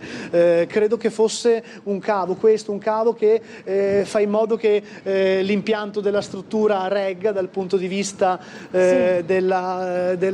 elettrico, quindi insomma adesso io mi scuserete i termini, davvero sto prendendo tutto in visione, in presa diretta, così insieme a voi, insieme agli stessi telespettatori, vedete questo cavo con l'alimentatore che è stato attaccato credo a questo punto o direttamente in un appartamento privato oppure in un attaccamento del condominio stesso dove c'è il rifornimento di energia elettrica proprio per far funzionare il tutto. Quindi questi impianti logistici ovviamente hanno tutta esatto, ci sono talmente tante cose da fare, Laura, in queste situazioni che davvero è incredibile quante persone anche ci vogliano per come dire, impiantare un servizio del genere. Adesso anche il tendone viene smantellato, quindi insomma tutto è andato per fortuna per il meglio. Non so se hai dei contributi che vuoi lanciare, Laura, in attesa di ricollegarci casomai. Ecco, eventualmente sì, adesso forse ancora qualche minuto per mettere a punto i prossimi contributi appunto che il nostro Gianluca Paladin ha raccolto nel corso di questa lunga diretta. Li stiamo ancora confezionando per essere mandati in onda. Abbiamo sentito più persone, abbiamo sentito anche nel corso della diretta, se non ricordo male, tu hai citato adesso anche il turista svizzero che viene ripreso ora anche dall'ANSA, le parole proprio che ha detto a te al microfono, il fatto che molte persone erano scioccate, no? Da quando è stato lanciato questo SOS da parte del personale di bordo, quando ci si è accorti in qualche modo che l'imbarcazione stava imbarcando acqua e quindi c'era un giovane che urlava. È stato un momento molto delicato. Questo turista svizzero che parlava bene l'italiano, come tu hai sottolineato, Gianluca, lo ha detto proprio ai nostri microfoni. Ora viene ripreso anche dall'ANSA, ha detto di non aver avuto paura, ma la situazione era comunque piuttosto concitata, insomma, lo ricordiamo, era particolarmente così sotto shock, provato da questo punto di vista. Altri passeggeri comunque hanno sottolineato sempre i soccorsi molto tempestivi, è stato talmente veloce il tutto che qualcuno non ha avuto nemmeno il tempo di andare nel panico, come ci aveva detto anche un altro turista tedesco, se non ricordo male, proprio ai nostri microfoni. Allora, intanto stiamo vedendo il molo torpediniere nelle immagini in diretta, sempre con Gianluca Valenta e Gianluca Paladin che sta raccontando quello che succede. Ormai il campo base, per così dire, dei soccorsi è stato completamente smantellato. Ora abbiamo visto che tutte le ambulanze, tutti i mezzi del soccorso sono già andati via, così come anche personalità che hanno coordinato tutte le operazioni, a cominciare dal prefetto Ricciardi, e poi anche sul posto abbiamo visto il procuratore De Bortoli. Ora dovrà essere fatta luce su quello che è successo. L'armatore è stato presente proprio lì al molo torpediniere per accertarsi che tutto fosse andato per il meglio. Fortunatamente così, lo ribadiamo, 76 passeggeri e 4 membri dell'equipaggio sono tutti stati portati in salvo a riva e soltanto 6 persone sono state ricoverate in ospedale per accertamenti. Le loro condizioni non sarebbero critiche, da quello che ci ha raccontato proprio il prefetto Ricciardi prima. Questo è sicuramente il dato più importante. Qui stiamo vedendo ancora le immagini della motonave Audace che viene soccorsa al largo, a 5 miglia al largo dalla costa, dopo essere partita intorno alle 11:30 da Grado, diretta a Trieste. Il servizio per molti turisti era stato il primo viaggio via mare, appunto da Grado a Trieste, e alcuni hanno detto anche ai nostri microfoni sicuramente di non essersi aspettati un epilogo di questo genere. Fortunatamente tutto è andato per il meglio, poi sono stati tutti soccorsi e portati in salvo. Fatemi sapere se poi ci sono degli altri contributi che possiamo poi riproporvi di quelli che abbiamo raccolto in questa lunga diretta. Ancora qualche minuto. Molte persone sono rimaste scioccate, ovviamente ognuno ha reagito in modo diverso a seconda della propria sensibilità.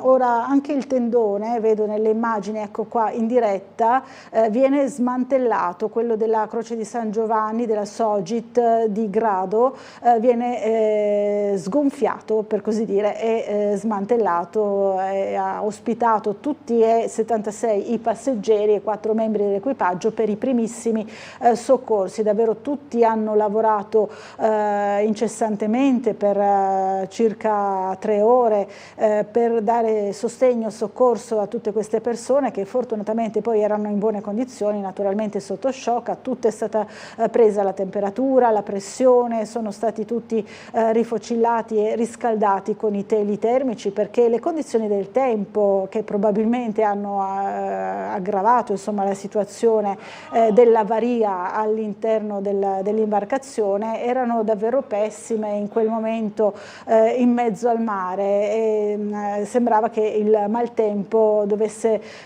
farla da padrone ancora per molto tempo, così ci ha raccontato perlomeno il nostro Gianluca Paladin. Poi adesso vediamo nelle immagini in diretta, con queste operazioni di smantellamento del tendone che ha ospitato i passeggeri e l'equipaggio, vediamo che il cielo è praticamente ormai sereno, si è rasserenato, c'è ancora probabilmente un po' di vento, ma ormai le condizioni sono molto migliorate. Dei turisti. Allora, ora rivediamo insieme, risentiamo le prime parole di alcuni dei turisti che erano a bordo della motonave Audace proprio al loro sbarco finalmente a terra sani e salvi, testimonianze raccolte dal nostro Gianluca Paladin. Vediamo. Una maxi emergenza, una maxi operazione di soccorso per portare 76 persone più 4 dell'equipaggio della motonave Audace a terra. La motonave è in avaria a causa di un problema al motore e ha iniziato a imbarcare acqua che si è riversata soprattutto sulla prua. Vedo una motovedetta della Capitaneria di Porto, vediamo se trasporta altre persone. Ci sono anche i sommozzatori, ci sono ovviamente gli operatori della Guardia Costiera in prima linea e tutti coloro che fanno parte della Capitaneria di Porto. Cosa facciamo? Allora, c'erano problemi con la gente che psicicamente non stanno bene. C'era un piccolo giovane, gridava come un matto, veramente è un shock per tutti, questo sicuramente. Ha avuto paura? Proprio paura no. Ma ero forse quelle poco che non aveva proprio paura. Facciamolo andare al caldo. Lei è un turista, da dove viene? Dalla Svizzera. Dalla Svizzera? Sì, sì. Prima esperienza con la motonave Audace? per fortuna. Ecco le persone che scendono e vengono accolte e coperte con l'apposita mantellina persone che hanno bisogno di essere subito ricoverate. Adesso chiediamo subito se sono turisti, ma come vedete ce li portano via proprio perché non si può fermare il flusso in questo momento. Un bambino, c'è anche un bambino, guardate, un bambino che viene portato a bordo con il salvagente nel punto di ricovero, quindi insomma situazione delicatissima, e adesso vediamo se riusciamo anche a parlare con qualcuno. Vediamo se riusciamo a sentire. Signora, buongiorno, are you a tourist? Sono una turista, sono olandese. Thank you. Yeah, not so nice. No, non così bene, sì. Where you come from? Austria. Scary for this situation. Più che altro freddo. How was the situation? It got scary. Strano, davvero tutto molto strano. How are you, miss? Sto bene, sono a posto. Good. Where are you come from? Sono olandese. Dall'Olanda. In this situation have you got maybe a little bit of scary? Certo, molta paura, molta. Ma adesso va tutto bene. Was in the water the strange situation? Yeah. Okay. Now it's good. Come from Austria. From Austria, okay. A scary situation. Siamo austriaci di Vienna. Non potevamo credere fosse possibile. Such is possible. Yes. First time in Italy, first time in Grado? Are you for the first time here? No, siamo venuti già tante volte a Grado, ci piace molto, qui stiamo prendendo la barca per andare a Trieste, adesso vogliamo indietro i soldi però del biglietto di ritorno. We have a ticket for back, we came back. Okay. Queste insomma alcune delle testimonianze anche molto diverse, no? Lo dicevamo prima, ognuno reagisce alle situazioni di grande emergenza, di grande paura in modo differente sicuramente. Allora, fra poco vedremo anche proprio il servizio che ripercorre tutta la cronaca della giornata dall'avaria che ha interessato la motonave Audace a 5 miglia al largo dalla costa mentre si recava da Grado a Trieste e poi la macchina dei soccorsi. Allora vediamo insieme il servizio della cronaca della giornata. Una gita turistica in Golfo che rischiava di trasformarsi in tragedia. Momenti di panico a bordo della motonave Audace che effettua il servizio di collegamento marittimo fra Grado e Trieste. Mentre si trovava a 5 miglia dalla costa, prima di arrivare a Monfalcone, ha iniziato a imbarcare acqua ed ha lanciato il Mayday. Rischio affondamento, questo quanto riferito alla sala operativa della Guardia Costiera. A bordo c'erano 76 passeggeri e 4 membri dell'equipaggio. L'allarme nautico ha fatto scattare la maxi emergenza sanitaria da parte della centrale operativa della Sores Friuli Venezia Giulia. In soccorso alla motonave Audace sono intervenuti i mezzi della Guardia Costiera di Trieste e Lignano, i vigili del fuoco con elicotteri e il nucleo sommozzatori, oltre che la Guardia di Finanza. I passeggeri sono stati trasferiti a gruppi su zattere di salvataggio e poi trasportati via via verso il porto di Grado al molo torpediniere. Una spola continua che ha fatto tirare a tutti un sospiro di sollievo solo quando l'ultimo passeggero ha toccato terra sull'Isola del Sole. Spaventati, infreddoliti, ma tutti in buone condizioni di salute.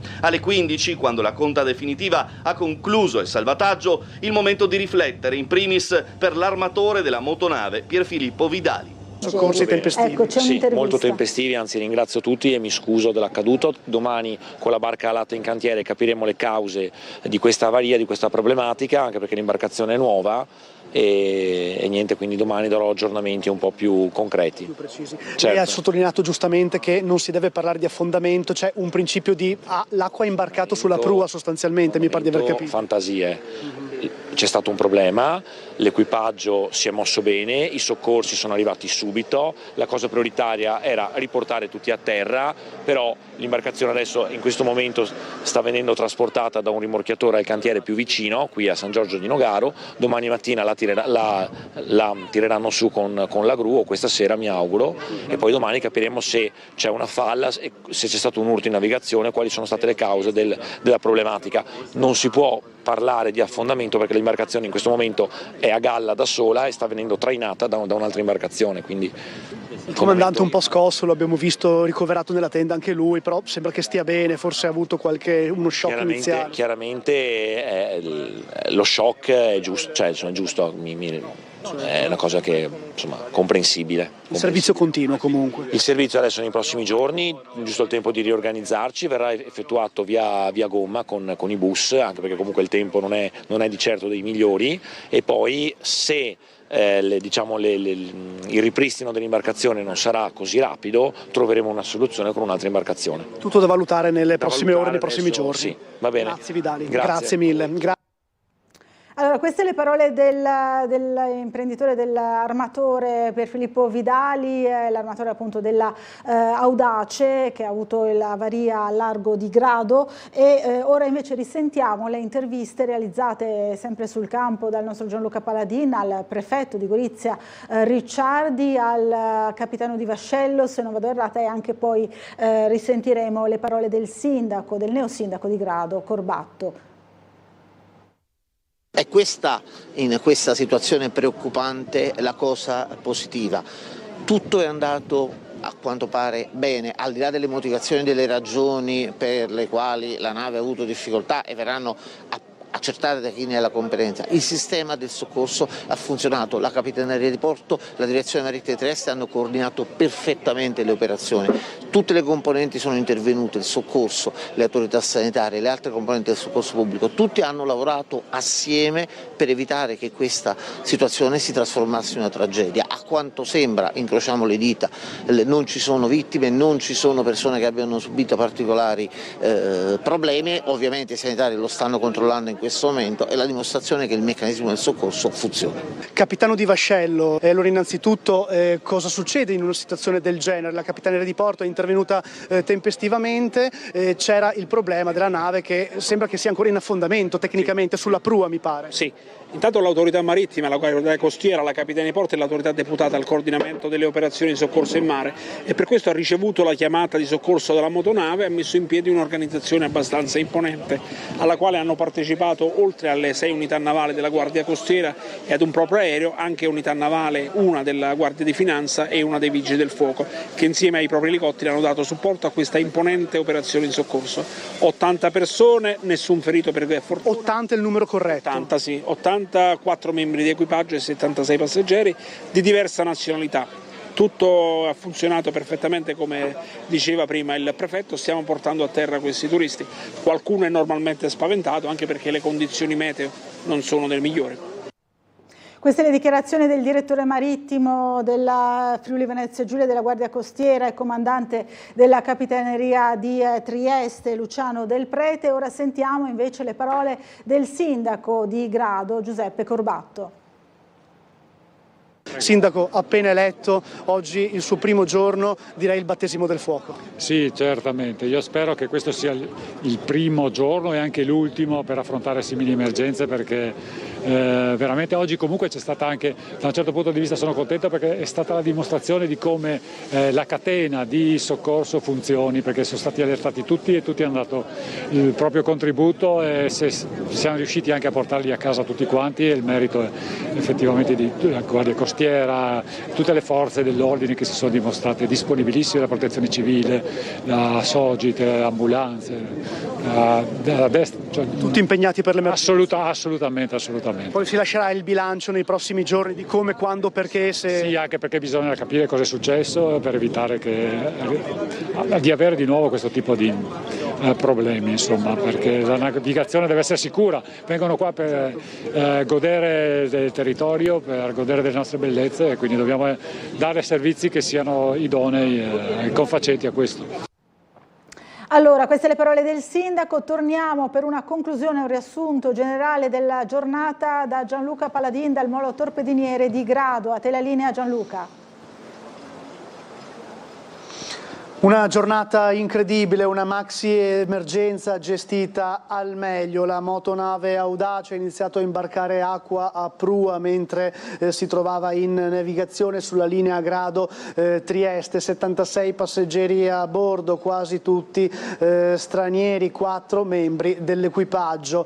Una situazione di paura, di panico, a tratti di terrore. Abbiamo visto le lacrime delle persone sbarcate qui al molo che decisamente sono risultate provate. I 76 passeggeri sono stati tutti ricoverati nella tenda ormai smantellata alle mie spalle e sono stati riscaldati, gli è stata data una bevanda calda, acqua, cibo, la classica mantellina per contrastare eventuali forme di ipotermia. Comunque soffiava vento, circa 21 km orari, temperatura del mare che adesso sta intorno ai 22, ma prima era molto più fredda, quindi insomma una situazione che in mare aperto vede difficoltà anche di questo tipo, anche difficoltà logistiche. Qui al molo Torpediniere si sono svolte operazioni con i carabinieri, i vigili del fuoco, i sommozzatori, la guardia costiera, tutti gli addetti ai lavori, gli operatori ovviamente di tutti i reparti di soccorso sanitario, ambulanze che hanno portato diverse persone in ospedale, ma solo per questioni ovviamente di soccorso dovuto e di gestione dell'emergenza. Qualche shock c'è stato, tra cui quello del comandante della motonave, è rimasto parecchio provato anche ovviamente per tutta la responsabilità di questi passeggeri. Non era veramente facile gestire una situazione del genere. Per fortuna tutto è andato a meglio. L'incidente, forse per un'avaria del motore della motonave Audace, è successo in mattinata e poi nel giro di queste ore, ormai 3 ore di soccorsi si sono concluse e qui alle mie spalle le vedete le persone che adesso pure si distendono, si riposano, tirano il fiato dopo una giornata veramente incredibile. Nessuno è rimasto ferito, le 80 persone stanno tutte bene. Noi con Tele4, TV12, le reti media nord-est in diretta straordinaria il prima possibile dal primissimo pomeriggio per assistere a tutte le fasi di questa maxi operazione, forse da che ricordo io negli ultimi anni senza precedenti. Grazie Gianluca Paladin, grazie anche a Gianluca Valenta per questi collegamenti in diretta da prestissimo nel pomeriggio, grazie anche a tutti voi che ci avete seguito in questa lunga diretta straordinaria. Naturalmente tutti i servizi, tutti gli aggiornamenti e i contributi che abbiamo già visto nel corso della diretta li riproporremo nei nostri telegiornali a partire da quello delle 19:30. Grazie a tutti e buon pomeriggio.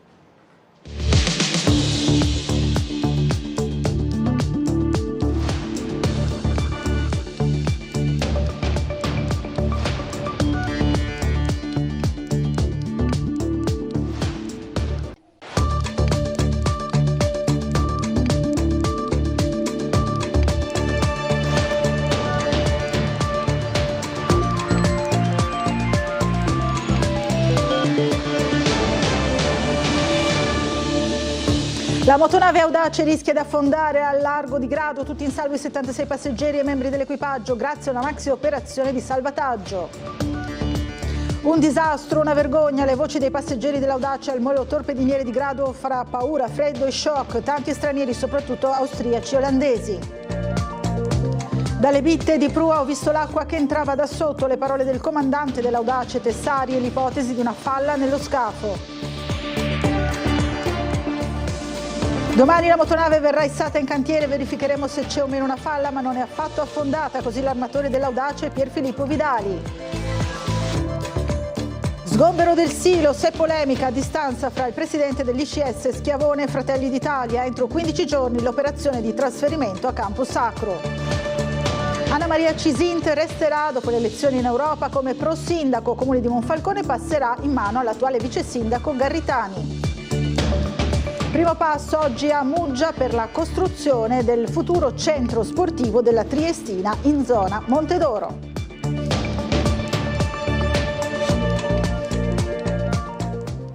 Buonasera dal telegiornale di Tele4. Allora, subito la cronaca di questa giornata di emergenza che ci ha visto impegnati per molte ore nel pomeriggio in una diretta straordinaria. La motonave Audace in servizio da Grado a Trieste ha lanciato un Mayday per rischio affondamento mentre era in navigazione verso il porto di Monfalcone attorno a mezzogiorno. I 76 passeggeri a bordo e i membri dell'equipaggio sono stati trasferiti sulle zattere di salvataggio e sbarcati al porto di Grado. Lo scafo era stato costruito a Casale sul Sile e varato in meno di un anno fa, ma vediamo subito il nostro primo servizio. È italiana, parla italiano. Signora, come sta? Signore, per favore. Disastro, una vergogna.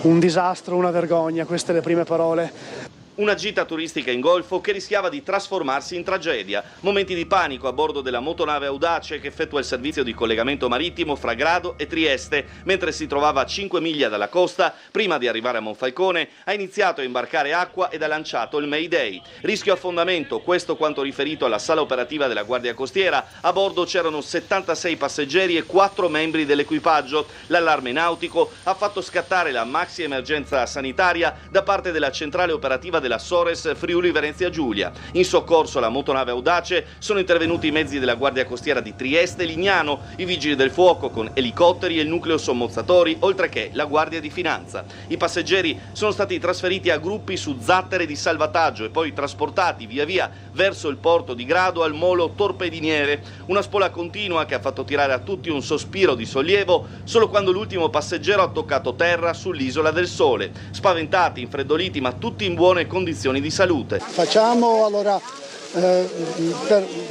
c'erano problemi con la gente che psicicamente non stanno bene. C'era un piccolo giovane, gridava come un matto, veramente è un shock per tutti, questo sicuramente. Ha avuto paura? Proprio paura no, ma ero forse quelle poco che non aveva proprio paura. Facciamolo andare al caldo. Lei è un turista, da dove viene? Dalla Svizzera. Dalla Svizzera? Sì, sì. Prima esperienza con la motonave Audace? per fortuna. Ecco le persone che scendono e vengono accolte e coperte con l'apposita mantellina, persone che hanno bisogno di essere subito ricoverate. Adesso chiediamo subito se sono turisti, ma come vedete ce li portano via proprio perché non si può fermare il flusso in questo momento. Un bambino, c'è anche un bambino, guardate, un bambino che viene portato a bordo con il salvagente nel punto di ricovero, quindi insomma situazione delicatissima. E adesso vediamo se riusciamo anche a parlare con qualcuno. Vediamo se riusciamo a sentire. Signora, buongiorno, are you a tourist? From? Sono una turista, sono olandese. Thank you. Yeah, not so nice. No, non così bene, sì. Where you come from? Austria. Scary for this situation. Più che altro freddo. How was the situation? It got scary. Strano, davvero tutto molto strano. How are you, miss? Sto bene, sono a posto. How good. Where are you come from? Sono olandese. Dall'Olanda. In this situation have you got maybe a little bit of scary? Certo, molta paura, molta. Ma adesso va tutto bene. How was in the water the strange situation? Yeah. Okay. Now it's good. Come from Austria. From Austria, okay. A scary situation. Siamo austriaci di Vienna, non potevamo credere fosse possibile. Such is possible. Yes. First time in Italy, first time in Grado? Are you for the first time here? No, siamo venuti già tante volte a Grado, ci piace molto, qui stiamo prendendo la barca per andare a Trieste, adesso vogliamo indietro i soldi però del biglietto di ritorno. We have a ticket for back, we came back. Dalle bitte di prua ho visto l'acqua salire da sotto, forse una falla. Le parole del comandante della motonave Audace Bruno Tessari al suo arrivo in porto a Grado. Vediamo. che era pieno d'acqua, e dalle bitte di prua ho visto l'acqua che veniva da sotto in pratica. Quindi si è aperta una falla? Probabilmente o c'era il gavone di prua, diciamo, che si è riempito completamente d'acqua. Bene. Presumo quello. E faceva parte dell'equipaggio? Sì. Che cosa è successo? Possiamo chiedere soltanto se è vero che la nave aveva imbarcato acqua con le onde anche gli altri giorni? No, non è vero. Qual è il suo ruolo come membro dell'equipaggio? Comandante. E ora sentiamo le dichiarazioni raccolte sempre dal nostro Gianluca Paladin, del prefetto di Gorizia Ricciardi e del comandante, il capitano di vascello, il comandante e direttore marittimo regionale del Friuli Venezia Giulia, Luciano Del Prete. Vediamo. È questa, in questa situazione preoccupante, la cosa positiva. Tutto è andato a quanto pare bene, al di là delle motivazioni, delle ragioni per le quali la nave ha avuto difficoltà e verranno accertate da chi ne ha la competenza. Il sistema del soccorso ha funzionato, la Capitaneria di Porto, la Direzione Marittima di Trieste hanno coordinato perfettamente le operazioni, tutte le componenti sono intervenute, il soccorso, le autorità sanitarie, le altre componenti del soccorso pubblico, tutti hanno lavorato assieme per evitare che questa situazione si trasformasse in una tragedia. A quanto sembra, incrociamo le dita, non ci sono vittime, non ci sono persone che abbiano subito particolari problemi, ovviamente i sanitari lo stanno controllando in questo momento, è la dimostrazione che il meccanismo del soccorso funziona.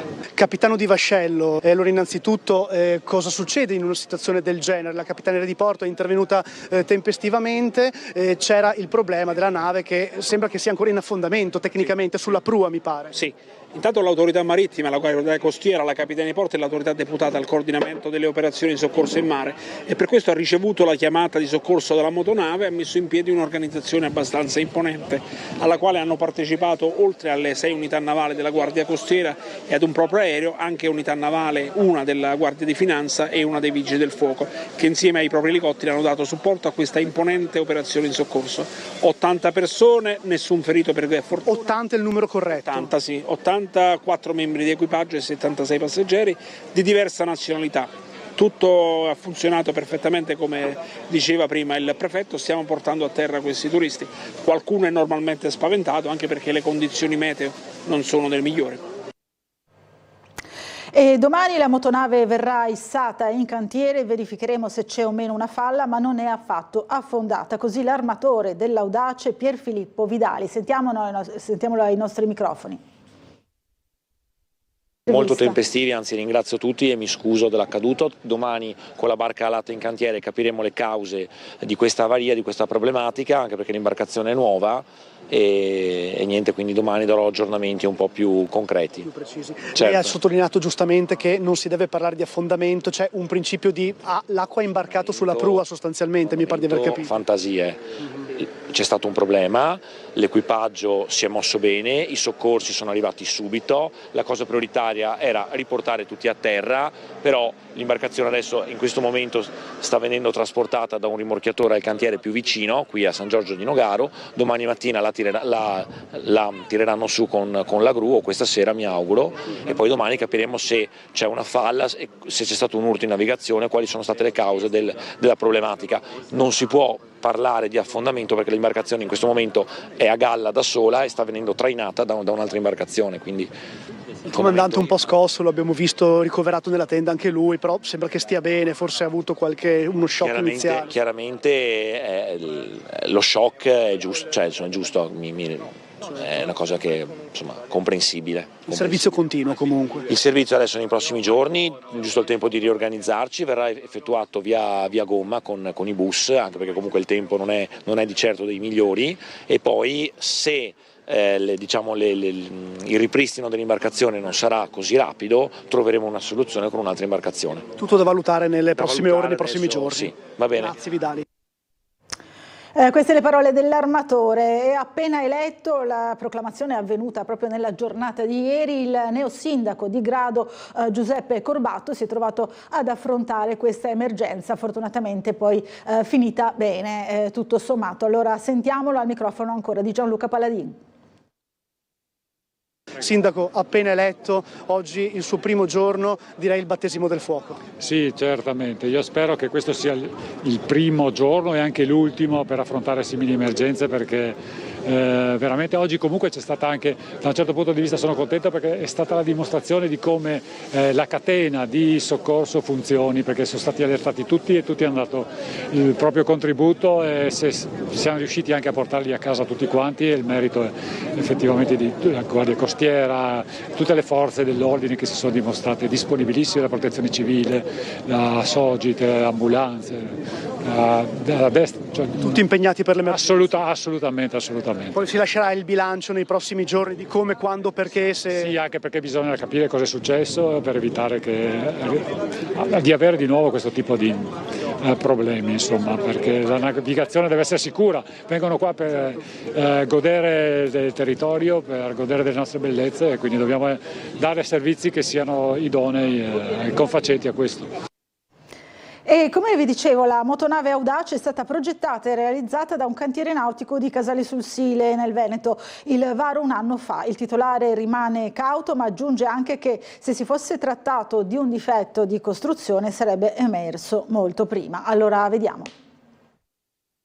Se va dentro acqua in una barca vuol dire che c'è un buco sulla barca, che vuol dire che è successo qualcosa, che è una falla sullo scafo che è entrata acqua. Giuliano Vincenzi è il titolare del cantiere nautico Studio Plast di Lughignano di Casale sul Sile, che ha progettato e costruito l'Audace, la motonave che al largo di Grado ha iniziato a imbarcare acqua, lanciando una richiesta di aiuto per mettere in salvo passeggeri ed equipaggio. Il varo il 1 giugno del 2023, proprio sul Sile, per conto dell'armatore veneziano Pier Filippo Vidali, all'attivo già un anno di navigazione tra Grado e Trieste. Se la barca ha navigato fino a pochi giorni fa e andava bene, e poi è successo che tutto a un tratto è entrata acqua, vuol dire che qualcosa è successo, vuol dire che c'è stato un impatto, c'è stata una falla, c'è stato qualcosa. Dal lato della costruzione io sono abbastanza tranquillo, perché è stata fatta con tutte le prescrizioni del registro navale, è stata fatta con tutte le prescrizioni ulteriori, perché la navigazione litoranea prevede delle ulteriori modifiche sulla struttura dell'imbarcazione, e diciamo che sono abbastanza tranquillo. Adesso faranno l'alagio della barca e vedremo cosa è successo. Originario di Roncade, Vincenzi ha fondato il cantiere Studio Plast 46 anni fa, specializzandosi nella costruzione di imbarcazioni per il trasporto persone nella laguna di Venezia.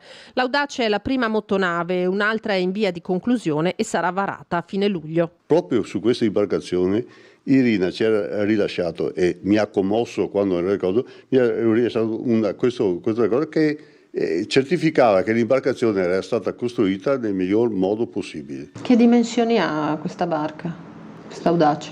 22 metri e mezzo per 5 metri e 20. Porta 200 persone, ha 2 motori da 2000 cavalli, 1000 cavalli ciascuno, ed è tutta in vetroresina e tutta costruita da noi altri in circa 8 mesi. La motonave non è comunque affondata, è rimasta a galla consentendo la messa in sicurezza di chi c'era a bordo. Il costruttore rimane convinto del fatto che se ci fossero stati dei difetti di fabbricazione sarebbero emersi subito. Quando si vede in acqua la barca si dice che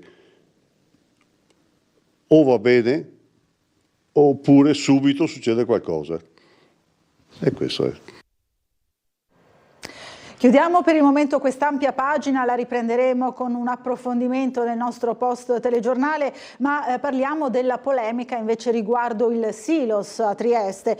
Con la firma dello sgombero del Silos sono stati disattesi gli accordi presi in prefettura. Non si placa la polemica appunto che ruota attorno alla gestione dei migranti. Parla il presidente di ICS Gianfranco Schiavone. Sentiamolo. Il punto è qual è il programma. Qual è il programma per la collocazione delle persone che vi stanno, ma soprattutto per quelle che arriveranno il giorno dopo la chiusura. Tutti sono d'accordo che il Silos debba essere chiuso, ma il presidente di ICS Gianfranco Schiavone pone un interrogativo specifico. Dove andranno le persone che attraverso la rotta balcanica giungeranno a Trieste dopo la dismissione del Silos? E Schiavone si domanda anche perché sia stata presa improvvisamente la decisione di sgomberare la fatiscente struttura, questione di giorni ormai, in disaccordo raccordo con la pianificazione decisa circa un mese e mezzo fa in prefettura. Ora io voglio dire pubblicamente che in una riunione che si è tenuta in prefettura, alla presenza di tutte le associazioni e del signor Questore, è stata concordata una sorta di roadmap molto precisa e molto ragionevole, che prevedeva i seguenti punti. Acquisizione della concessione appunto da parte della prefettura dell'area dell'ostello, cosa che avverrà come è noto il 1° luglio. Riqualificazione dell'area, sistemazione della stessa e allargamento dei posti. Solo a quel punto, disponendo di nuovi posti, si sarebbero fatta un'operazione per l'appunto di assorbimento, o meglio di trasferimento delle persone che sono in strada e di successiva appunto poi disponibilità della nuova vecchia, insomma rinnovata struttura per l'accoglienza di coloro che sarebbero arrivati successivamente, con l'impegno ad attuare quello che purtroppo in questi 2 anni non è mai avvenuto, cioè un'alta rotazione delle presenze. Il signor Di Piazza intende seguire questo piano o intende semplicemente andare a un'operazione violenta di sgombero del silos senza assicurare nulla dopo, cioè semplicemente gettando quelli che verranno dopo in strada?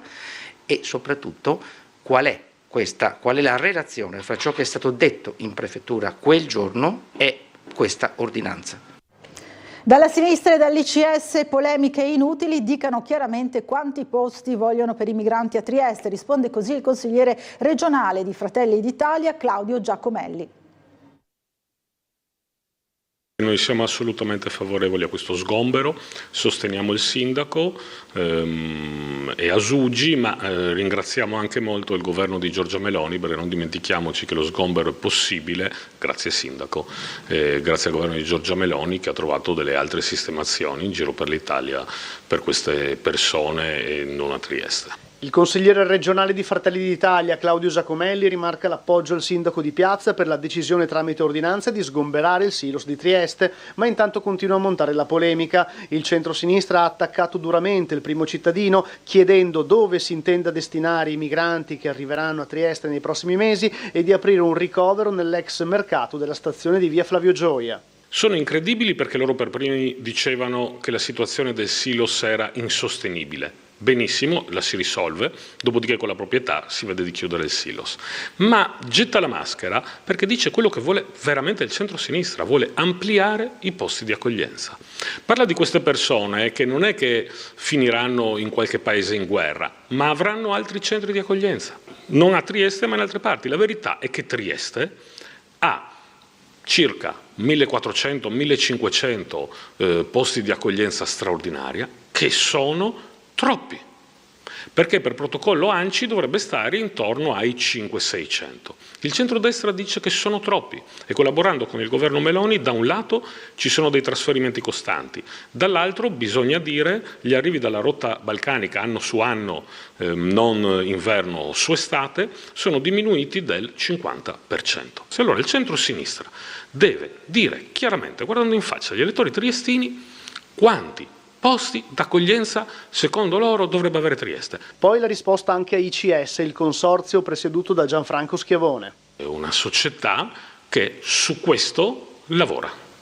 Quindi io non li ritengo degli interlocutori credibili, peraltro potrebbero avere più rispetto dalle istituzioni visto che lavorano con soldi assolutamente pubblici. E poi che polemica è da parte dell'ICS, queste persone, ripeto, finiscono in centri d'accoglienza in altre parti d'Italia. Quindi il problema qual è? Che non diventano loro clienti? Allora anticipiamo ora la pagina sportiva perché questa sera lo sapete c'è la gara 4 della finale promozione per la pallacanestro Trieste. Allora ci colleghiamo subito dal palazzetto con il nostro Marco Stabile che si trova in compagnia di coach Martellossi. Buonasera Marco e buonasera al tuo ospite.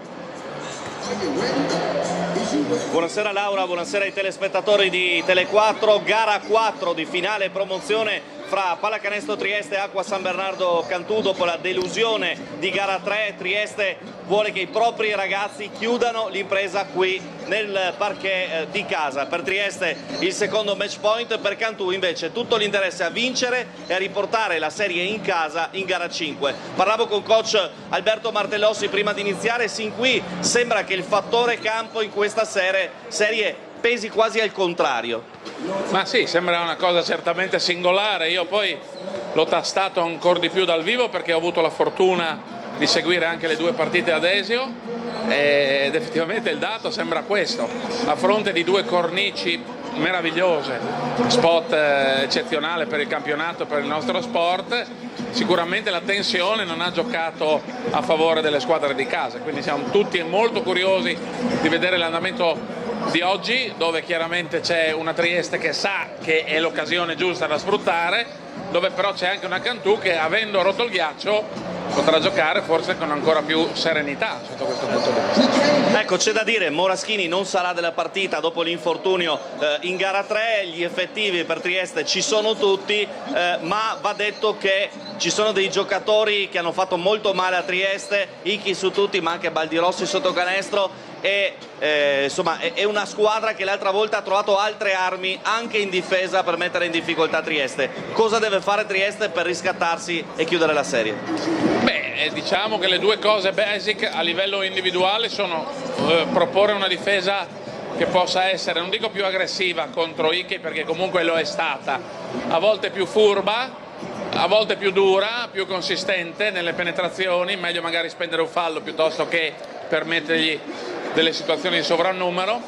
E poi l'altra cosa che secondo me dovrà controllare molto è la potenzialità inespressa nella scorsa gara di Bucarelli e Young, che a maggior ragione con l'assenza di Moraschini saranno ancora più responsabilizzati.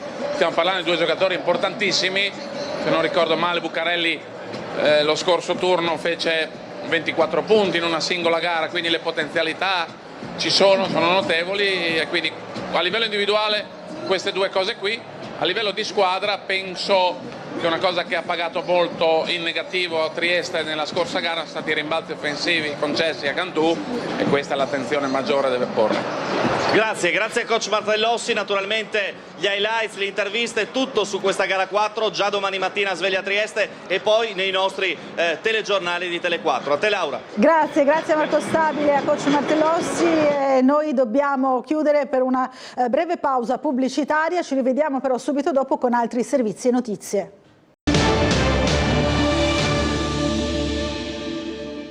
Riprendiamo con la politica. Dopo l'elezione in Europa, Anna Maria Cisint resterà alla guida di Monfalcone come prosindaco e assessore a lavori pubblici, bilancio e protezione civile. Il suo vice in giunta, Antonio Garritani, sarà invece il sindaco facente funzione fino alle prossime elezioni amministrative. Vediamo. Dopo l'elezione in Europa, che cosa succederà qui a Monfalcone per quanto riguarda il ruolo di sindaco? Intanto ringrazio tutti perché veramente è stata una grandissima emozione arrivare a capire che i messaggi che cerco di portare avanti, le battaglie che cerco di fare per tutti i cittadini, in realtà non per Monfalcone basta, per tutti i cittadini di questa regione ma di questo paese, siano state comprese. Più di 43.000 persone sono andate a scrivere il mio cognome, mi dà una responsabilità enorme.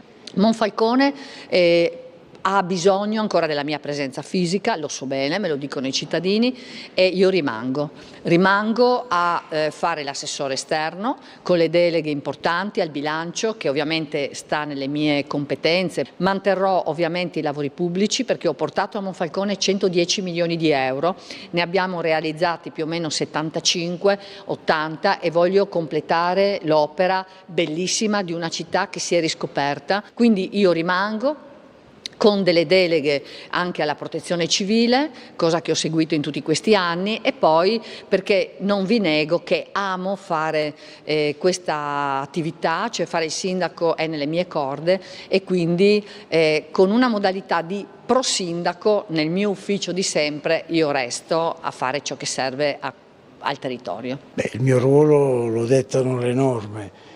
Come vice sindaco sarò vice sindaco facendo funzione di sindaco dal momento in cui la competenza del sindaco come europarlamentare collide con quella di sindaco, per cui quando lei decadrà o si dimetterà, adesso la forma la stanno studiando, è previsto che il vice sindaco faccia le funzioni di sindaco da qui alle prossime elezioni. Doppio incontro oggi sull'avvertenza Wärtsilä, possiamo vedere le immagini nella sede di Confindustria. I sindacati, possono partire le immagini, hanno incontrato in mattinata MSC e nel pomeriggio i vertici della multinazionale finlandese. La proposta avanzata al tavolo da Wärtsilä di incentivo a indennizzare i lavoratori che verranno trasferiti a MSC oppure a eventuali uscite con diversa motivazione è stata respinta dai sindacati in quanto giudicata insufficiente.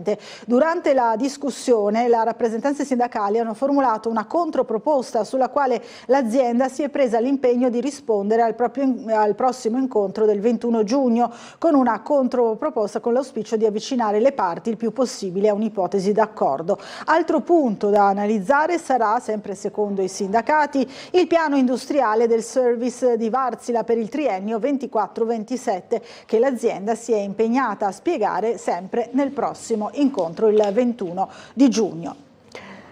Sempre più giovani in Friuli Venezia Giulia scelgono il servizio civile, un contributo importante alla società. Così l'assessore regionale alla salute e protezione civile Riccardo Riccardi al convegno dedicato all'approfondimento sui 10 anni dell'istituzione. Vediamo. 10 anni di servizio civile in Friuli Venezia Giulia, l'impatto dell'esperienza sulla vita dei giovani è il titolo del seminario tenutosi stamattina nell'auditorium dell'ITIS di Trieste. Al centro il report 2013-2023 dell'attività di servizio civile che ha visto in prima linea i tanti giovani che in questi anni hanno dato il loro contributo. Oggi sicuramente ci sarà una riflessione importante su questi 10 anni di lavoro che dà risposte sul piano della tenuta sociale. Un lavoro sempre più indispensabile davanti a fenomeni di tensione che viviamo nella società, sia per quanto riguarda l'area dei giovani, con una relazione importante nelle scuole, e anche in tutta quella che è la dinamica legata agli anziani relativa all'invecchiamento attivo. Quindi sicuramente un lavoro molto prezioso che vede questa regione in posizioni anche importanti, con una crescita anche di giovani che decidono di dedicarsi al servizio civile. Siamo arrivati circa a oltre 700 persone impegnate. Allora, oggi a Muggia è stato presentato il primo passo per l'avvio del centro sportivo, avvio amministrativo naturalmente, della Triestina, che sorgerà su un terreno in zona Montedoro. Vediamo il servizio.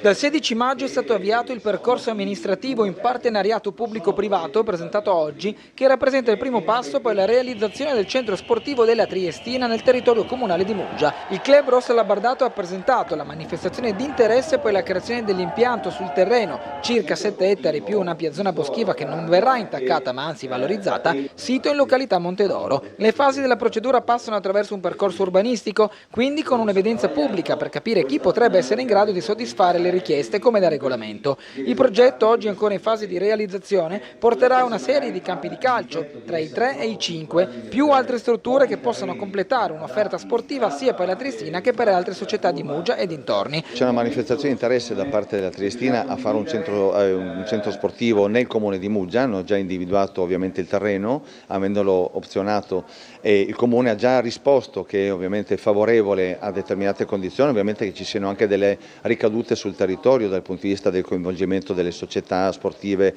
del territorio o anche della popolazione stessa, e per cui da questo momento, anzi dal 16 maggio, è iniziato questo iter che poi avrà un percorso urbanistico dove verrà coinvolta sperabilmente anche la Regione con le conferenze di servizi e con tutte le procedure che dovrebbero chiudersi entro ottobre di quest'anno. Un'operazione dal valore di circa 14 milioni di euro che secondo le stime vedrà i suoi frutti concreti nel giro di un paio d'anni. L'investimento è sicuramente importante, avrà bisogno di tempi di attuazione medio-lunghi, anche se vedo che le cose si stanno sviluppando molto velocemente, quindi l'obiettivo nella mia testa, ma anche per quanto riguarda dal punto di vista tecnico, è di partire, cioè di riuscire ad avere magari i primi campi in una prima fase fra 2 anni.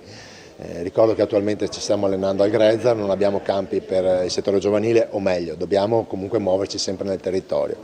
quindi un grande progetto che arriva dopo tanti anni di sogni e desideri dei tifosi.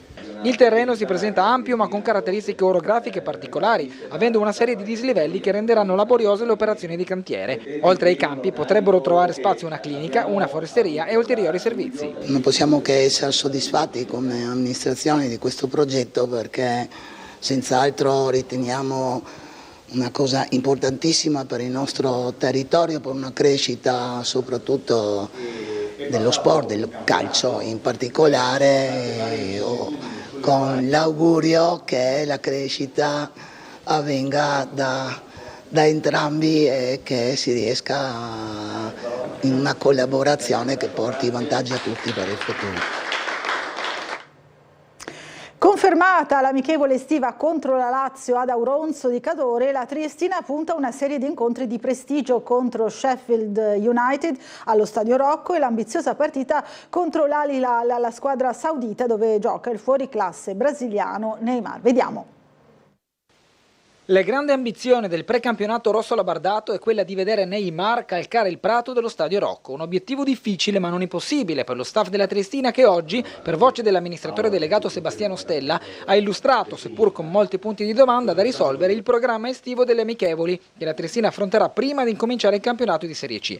Se ormai contro la Lazio, ora allenata da Marco Baroni, è appuntamento consolidato sotto le tre cime di Lavaredo, formazioni come Sheffield United, squadra della Serie A inglese, e Al Hilal rappresentano un inedito per gli amichevoli dell'Unione, ma il nome che porterebbe grande folla allo stadio è proprio quello di Neymar da Silva Santos Jr., noto semplicemente come Neymar, l'asso brasiliano dall'anno scorso accasatosi all'Al Hilal in Arabia Saudita. La partita con la Lazio si giocherà, anche se per noi è sempre un pochino troppo presto, però si giocherà per tradizione e perché è bello farla.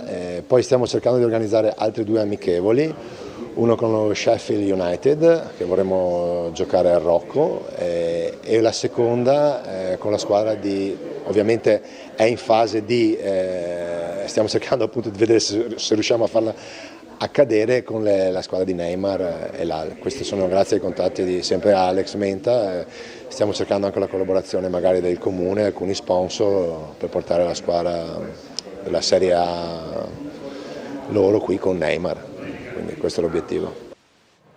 È tutto per questa edizione del nostro telegiornale, ma non andate via perché fra poco riprenderemo insieme al nostro Gianluca Paladin la maxi emergenza di oggi per quanto riguarda la motonave Audace. A fra poco.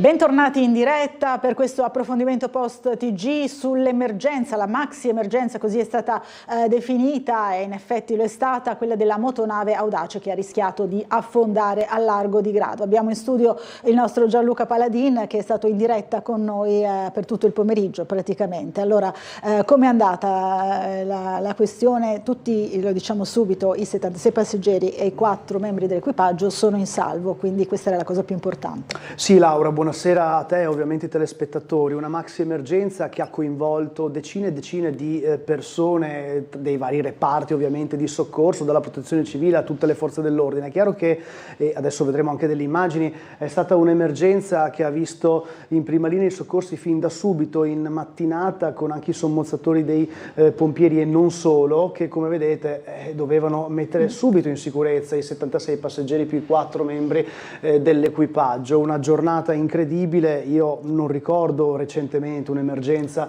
del genere, è una situazione molto pericolosa, per fortuna è andato tutto molto bene. Adesso ovviamente emergono anche indiscrezioni e notizie come quella dell'inchiesta che verrà aperta, è chiaramente un atto dovuto, bisognerà far luce sulle cause, probabili o meno, responsabilità del perché di questo incidente, però chiaramente noi abbiamo seguito in presa diretta tutto quanto e abbiamo cercato di documentare le cose cercando anche di far parlare in realtà i protagonisti protagonisti, cioè le stesse persone soccorse, i passeggeri della motonave. Perché? Perché loro ovviamente hanno vissuto momenti drammatici, c'era chi piangeva, chi è andato in panico, chi invece addirittura ha cercato di sorridere una volta in salvo, perché ovviamente cercava di sdrammatizzare. Abbiamo visto anche dei bambini coinvolti in questo incidente, quindi era una situazione, Laura, molto molto delicata. Nel telegiornale abbiamo mandato in onda tutte le fasi di diversi servizi, diversi contributi raccolti da te insieme a Gianluca Valenta proprio sul campo,